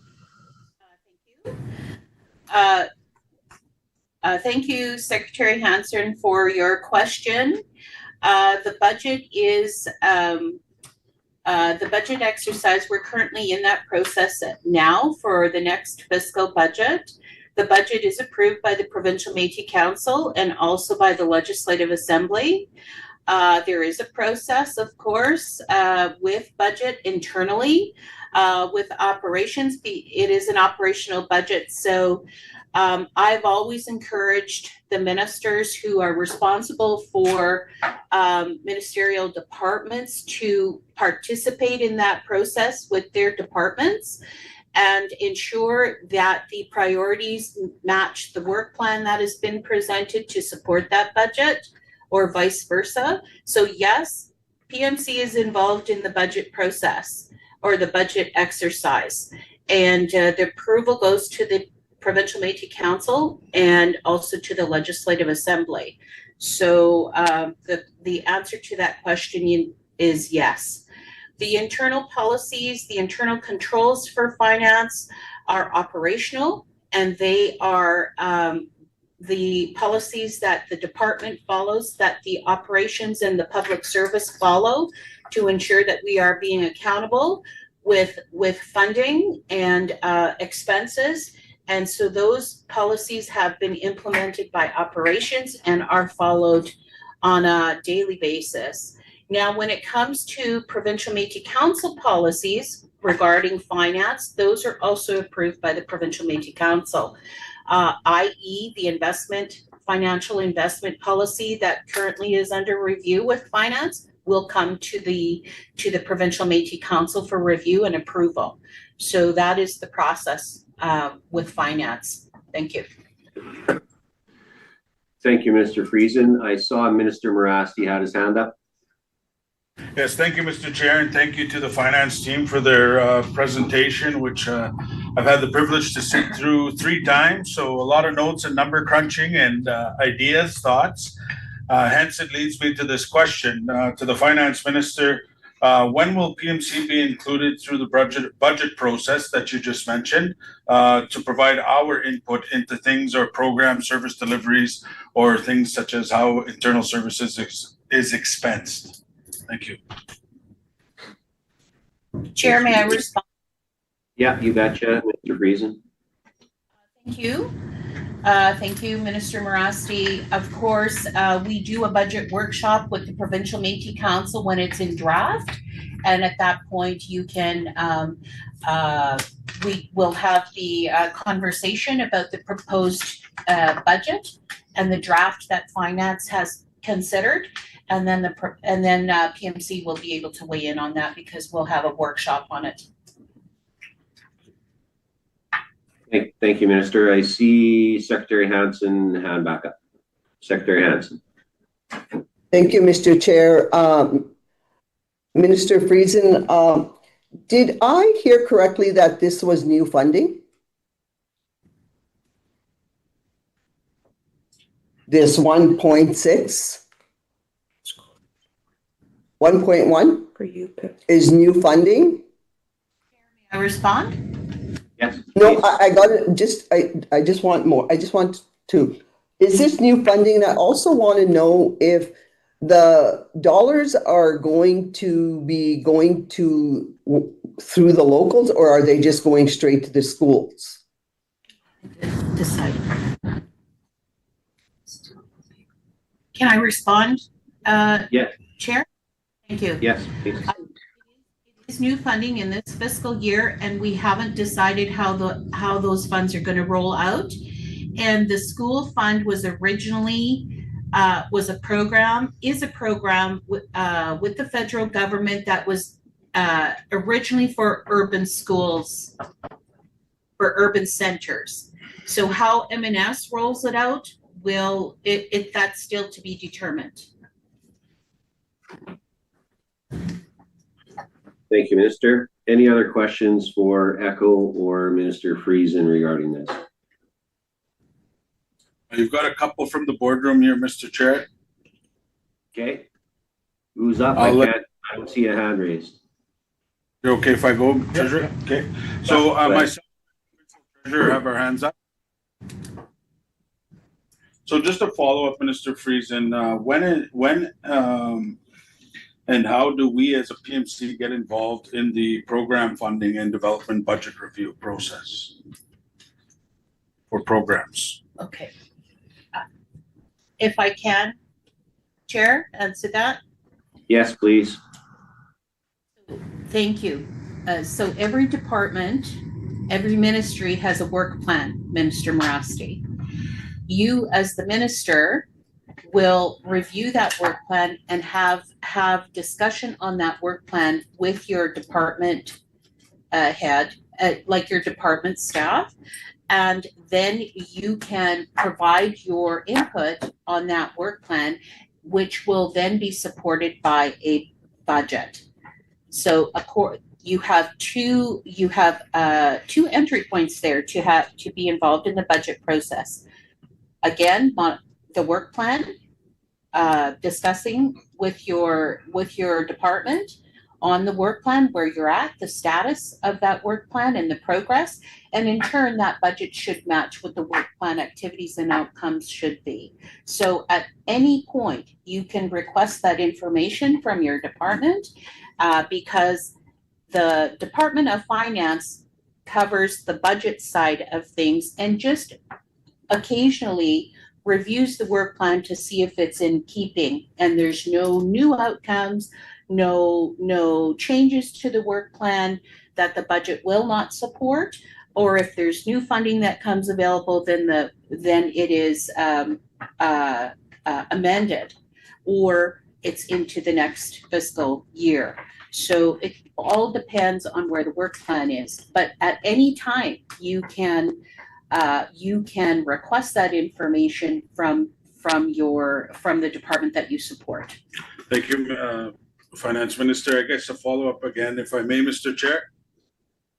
Yes. Thank you. So I guess for input, ideas, thoughts in regards to other ministries, I guess I understand that for me as being a minister with a specific department, but other departments, just reach out to our colleagues. You can reach out to absolutely reach out to the ministries. There is opportunity at a Provincial Métis Council. There's opportunity when we are discussing budget implementation or budget process and working through a draft. there's opportunity to do that. So yes, I would encourage us to have a conversation about the overall budget as a Provincial Métis Council at any time. Thank you, Finance Minister. And also, lastly, if we can flag or make note somewhere, I would like a discussion on an executive branch process, which would define our roles, our processes and procedures as ministers, as elected, to have that dialogue with our colleagues, but also with finance and our input for program services. Thank you. Did Treasurer Denemy have his hand up at one time? No? Yes. Treasurer Denemy?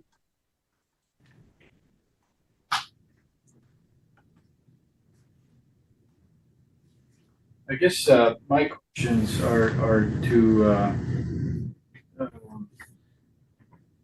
so you said that there's an action plan that's going to be implemented from the different departments regarding the underspending. And so is that going to come forward? Because this chronic underspending has been a year-over-year risk. And so how are we going to, you know, like, is that going to come back to the Provincial Métis Council? Like, you know, like, are we talking about, like, you know, what happens if they don't execute on the delivery and we're in a major shortfall for, you know, covering our internal services? Like, what is our actual plan? Because I know in years past, from me analyzing the financial statements, we actually used interest revenue to offset administrative shortfalls and deficits. So, you know, what is our plan? You know, like, because it's concerning to me. And so I just want to know what the, you know, like, how can we support and help and find solutions in order to get the money out? Yeah. You know? Yeah. Thank you. Yeah, Minister Friesen. Thank you, Chair. And you make a valid point, Treasurer Denemy. This is something that has been on our radar in finance and a concern. As I mentioned, the underspending, there's a lot of implications there and risk of to the internal departments. So this is why operations is reviewing with their management teams in every department, in every ministry, and looking closely more monitoring work plan and budget, because we have to catch this at an earlier time rather than at the end of the fiscal year. And this is why we started i.e. either reprofiling internally funding to offset the underspending in certain program areas. And that is the decision of operations. And then it comes back to us on a regular basis. It comes back to finance on a regular basis to ensure that they're not they're in compliance with the terms and conditions of that funding agreement. And Matt, is Matt online or no? No, but Richard can support that answer to Treasurer. Go ahead. Thank you. May I through you, Speaker? Please do, yes. Thank you. So I think, you know, in terms of nation building, we're at a unique spot in that trajectory as we negotiated, you know, priority funding from the federal government for housing, education, early learning. And not only did we negotiate those funds, but we had to do something that hasn't been done before, and that is develop the programs and design them to be able to deliver to our citizens. And then also there's a large factor in there of infrastructure build. So early learning, housing, infrastructure, the MFMEs. So those take time. There, you know, we also had a pandemic that, you know, kind of came into that whole process as well. So there has been delays, and that's the vast majority of the carry forwards is due to delays in building. It's a chronic,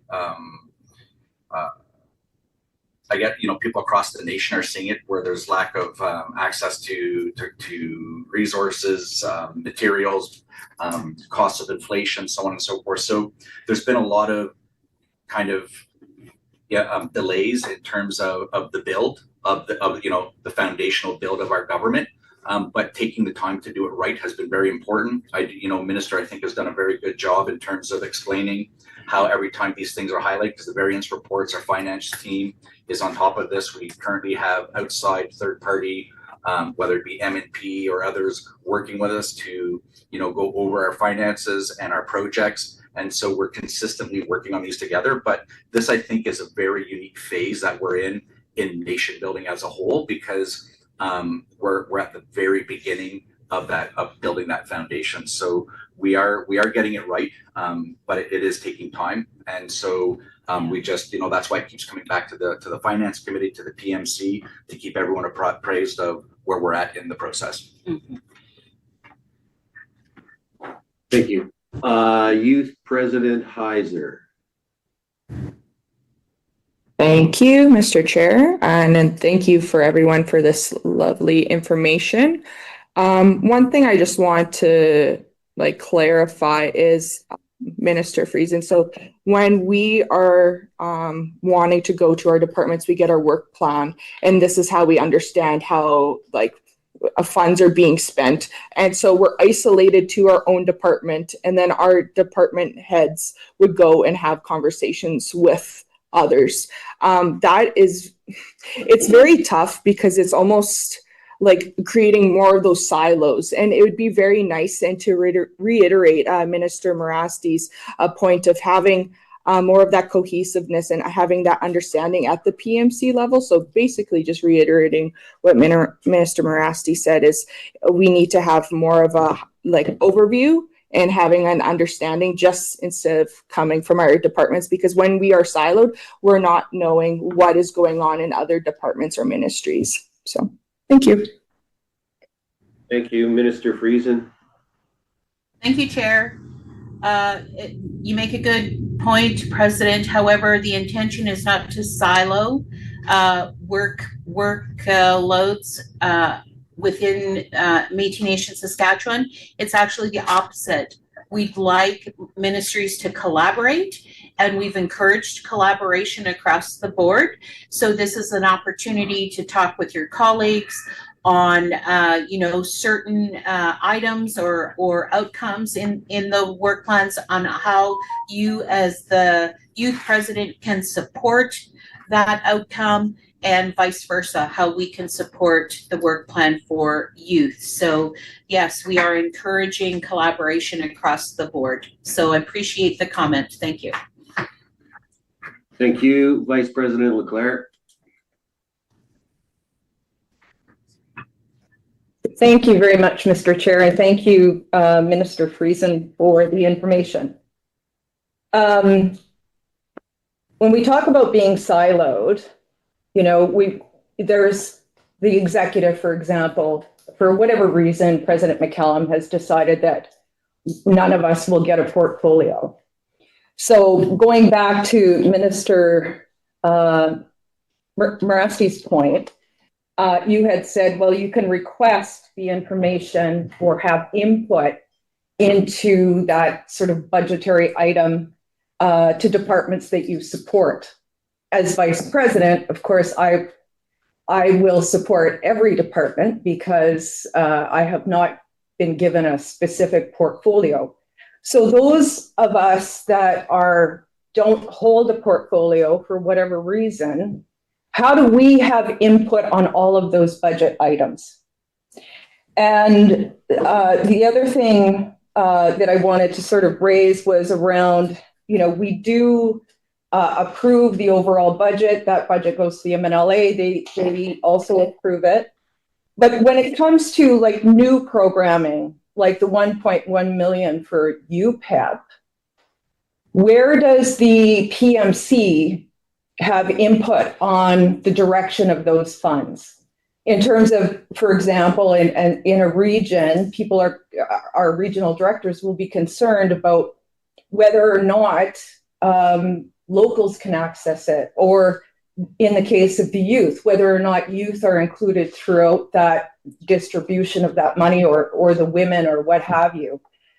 So I'm just wondering why sometimes these new dollars don't come back to the PMC table to make decisions, and it goes through finance. And from what I'm hearing, now I could be wrong, Minister Friesen, but finance is deciding how that rolls out and not the PMC. So those are my questions and comments. Okay, Minister Friesen. Thank you, Chair. Thank you, VP, for number one, your ongoing support and the questions you raised. And if I can just clarify, at any point through either the budgetary process or the work planning that goes into supporting the budget or vice versa, at any time the executive members are there to support those ministries. And that's what we encourage, that all the Provincial Métis Council members support the work that's ongoing in every individual ministry. So I would assume and expect that the executive members who don't presently hold ministerial portfolios are supporting those ministries and offering that support either individually per ministry or overall. So that is a question. I've never expected any exclusion from this Provincial Métis Council table in that regard, or any of my colleagues. So that I hope that answers that question. The other one about the UPIP, we haven't defined what that's going to look like yet. And of course, the the Department of Finance or the Ministry of Finance don't make those decisions on those program dollars. It'll be the Provincial Métis Council who makes recommendations to that, to allocating UPIP dollars. And as you recall, the UPIP dollars formally were accessed either by locals or by regions. But it is a conversation at the regional council table as to how that's going to roll out as well. So we expect that local presidents will also have some input there on UPIP funding. And as you recall, it was also allocated per capita. So depending on the number of citizens that you have in a region, that's how the UPIP dollars rolled out previously. So, and it was depending on the region, how they utilize those dollars, or if locals were going to access separately, that was entirely up again for the region to negotiate with their locals and have that discussion. So I hope that answers your question, but no, absolutely not. Finance has not determined how those dollars are going to roll out. Thank you. Thank you. La Femme de Métis, Interim President Langen. Thank you, Chair. My question is to Minister Friesen. For Finance Committee, I'm just wondering, do we have any of our Provincial Métis Council members sitting on the Finance Committee? And I believe that, in my opinion, that Treasurer Denemy should definitely be involved in all financial decisions and works and whatever, and should be on that committee. I'm not sure if this is happening or not. Thanks. Mr. Friesen. Thank you, President Langen, for the question. So the Finance Committee has terms of reference that were approved by the Provincial Métis Council, and currently the Finance Committee members are myself as the Minister and Chair of the committee, Minister Morasti, Minister Kennedy, Minister King, I think that's, and Minister Fuller and Minister Fullerton. Sorry. No. Oh, Lepowick. I'm sorry. Other committee. So that's Morasti, Lepowick, Kennedy, and King, and myself. Okay, thank you. That's good to hear. Thank you. I also see a hand up from the Louis boardroom. Is that who is that? That's myself, Treasurer. Okay, Treasurer Denemy. Okay. I guess this is more of a specific question, and it's to do with one of the most drastically affected areas of underspending. And it's to do with the locals, essentially. So I guess my question is, the grants to locals are materially, underspent compared to the budget. So like, have we identified reasons for the delays, why the funds are not flowing, or like, is it, old reports? Is there capacity issues, need supports? What steps are we taking, and how are we going to implement in Q3 and Q4 to address these issues so that the locals can receive their funds, and we can get the money out the door, which will also address our underspending. And so, there's that's one question, I guess. And so the other one is can we get clarification, I guess, from Minister Friesen on what is the definition that we're using for urban? And then on the UPIP,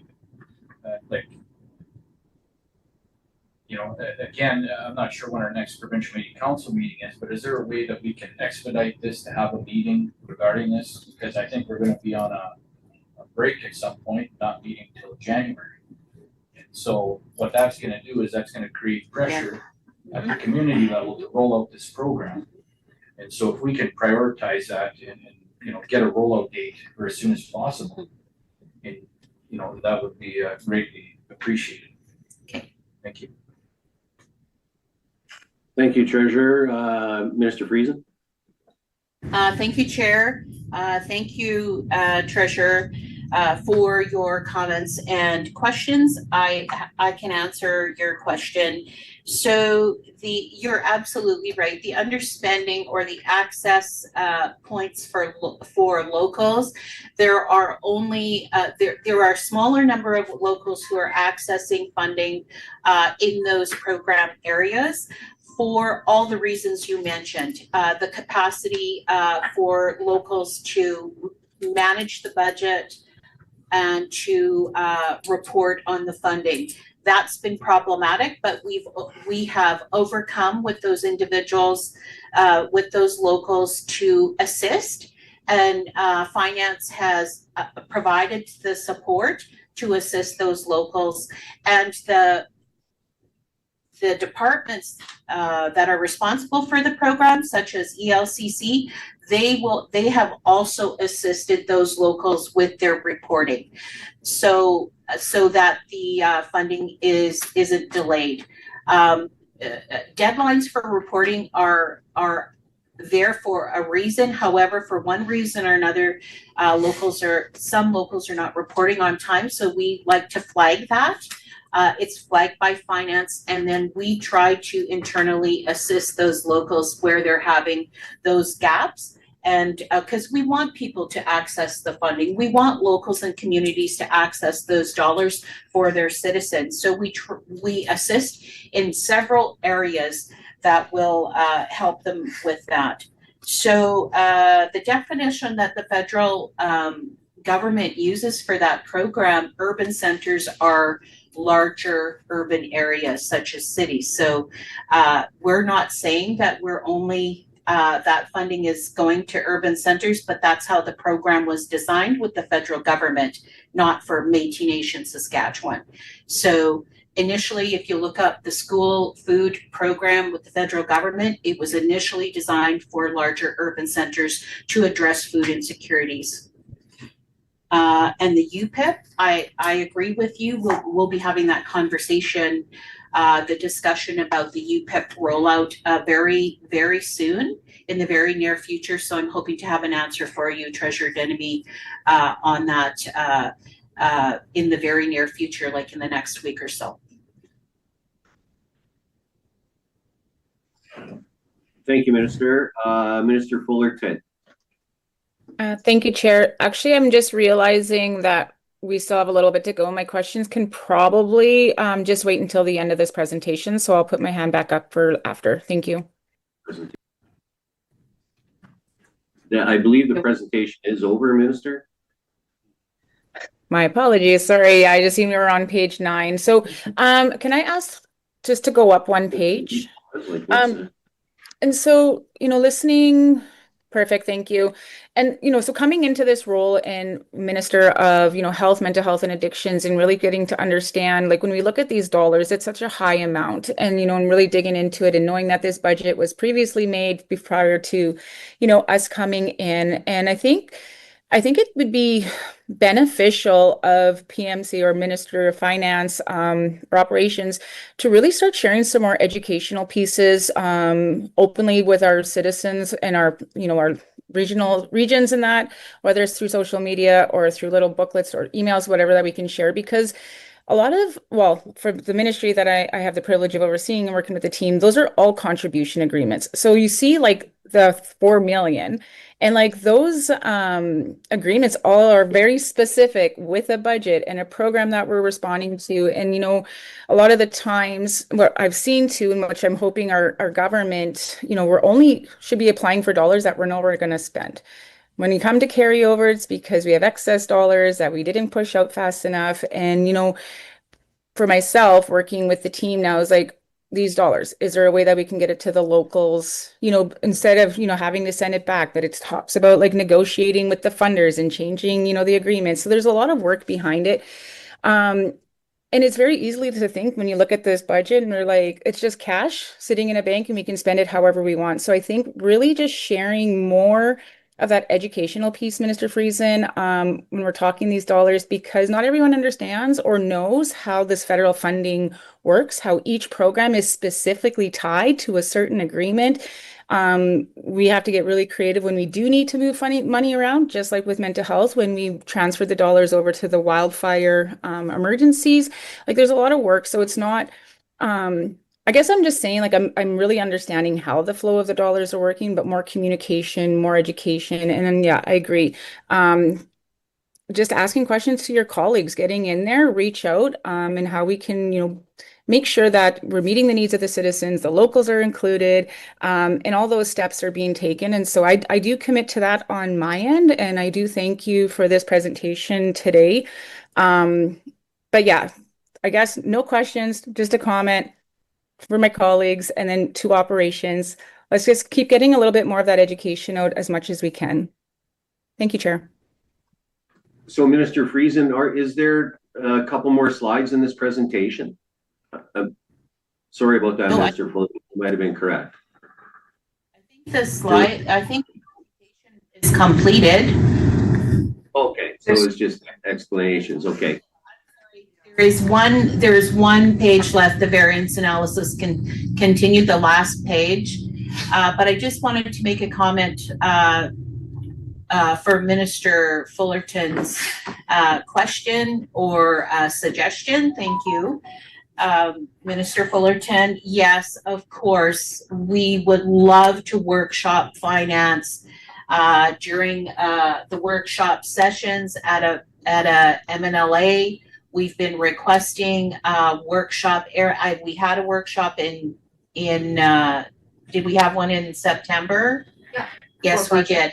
However, we could get really down to the grassroots, to the basics, and that's what I hear from local presidents. That's what they're wanting, to just get down to the basics of those accounting practices, and using our own numbers to do that would bring more of an understanding to M&S's financial position and what our processes are and what our accountability looks like.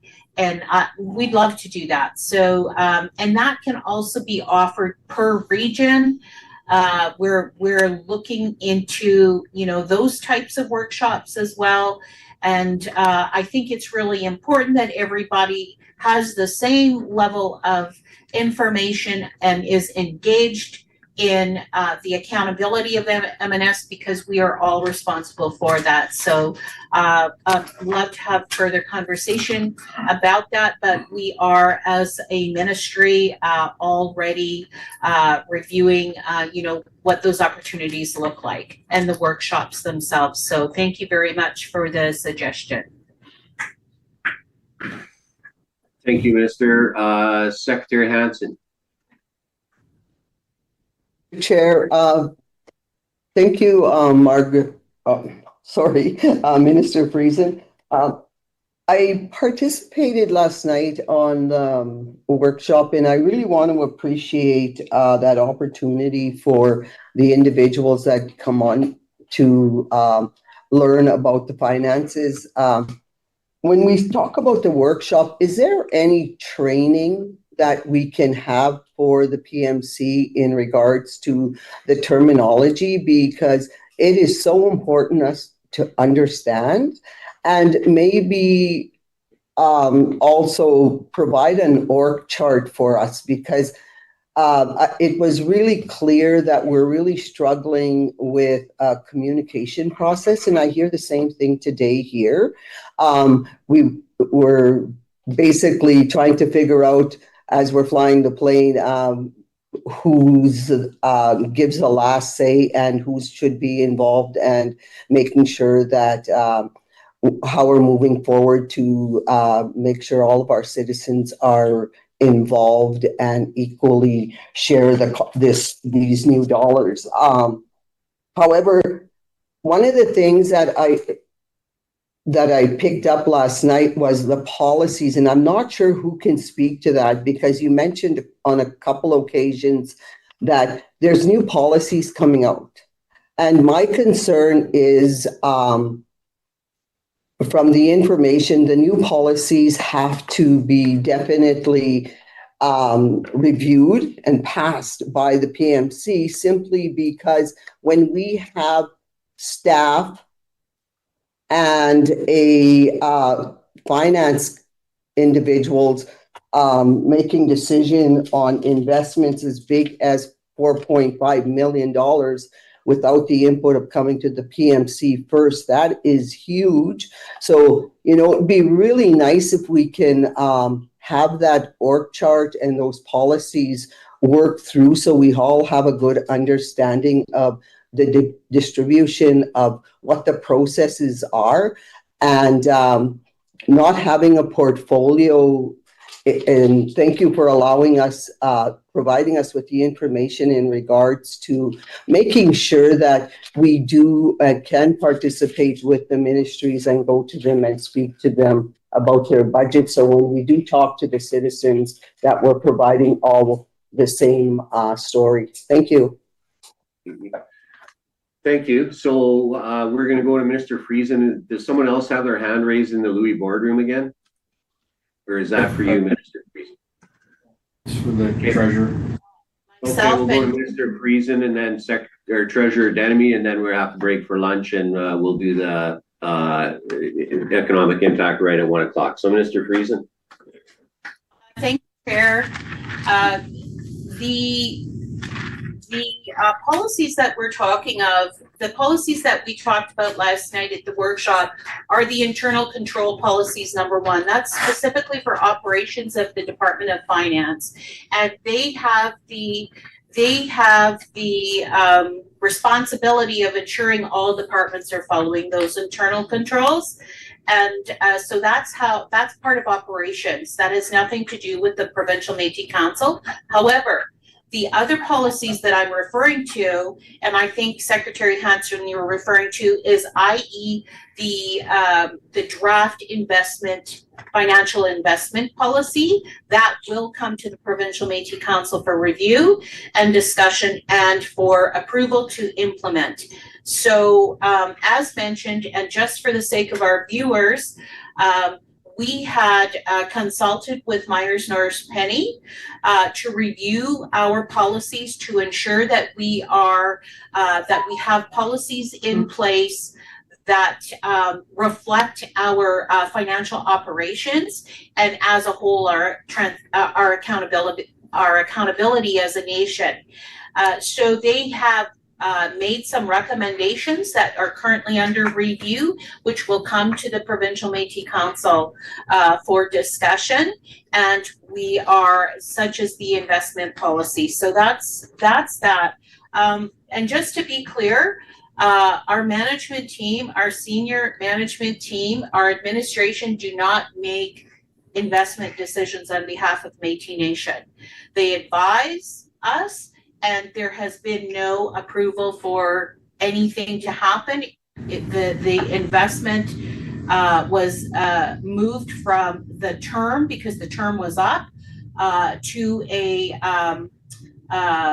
rapid growth savings account where the interest rate was higher and our investment return on investment would be higher. So that was done, but it's not the decision of our senior management team to do that. They just flagged that for us to be aware of. And so operationally, they don't make those types of decisions. So I just wanted to clarify that. Thank you. Treasurer Denemy, last short question, please, and we'll break for lunch. This is more of a point of, there's a clarification and then just a statement. And the clarification is that I believe that Minister Friesen had said that urban centers is cities. But the clarification is that under the UPIP programming, urban center is defined as an urban area with a population of at least 1,000 people, a population density of at least 400 people per square meter. And that's basically Statistics Canada population center standard. And so just making sure that in all other areas would be considered rural, so that we're not excluding, the communities that do have that population base. And then I guess the statement is that as treasurer of the Métis Nation-Saskatchewan, I want to formally affirm my commitment to supporting our regions and locals as we move forward into the upcoming budget cycle. Our new budget must reflect the real needs and priorities of our communities on the ground. To do this, my office will work directly with regional and local leadership to identify your current needs, pressures, and the priorities. To determine what supports, tools, and training you realistic community requests that align with our overall financial framework. I'm committed to making sure that regions and locals are not left to navigate this process alone. My goal is to help build the capacity you need, administrative, financial, and operational, so that you can fully access and utilize the resources available under the new budget. In the coming weeks, I'll be reaching out to schedule discussions and working sessions with regional rep and local to welcome, I welcome your insights, questions, and recommendations, how we can best support you in this work. Together, we'll ensure that this budget is just not a set of numbers, but a tool that strengthens our self-government, supports our communities, and honors the voices of our citizens. Thank you. Thank you, folks. We'll break for lunch now. We'll come back at 1 o'clock with the socioeconomic impact assessment with our friends from MNP. Have a good break.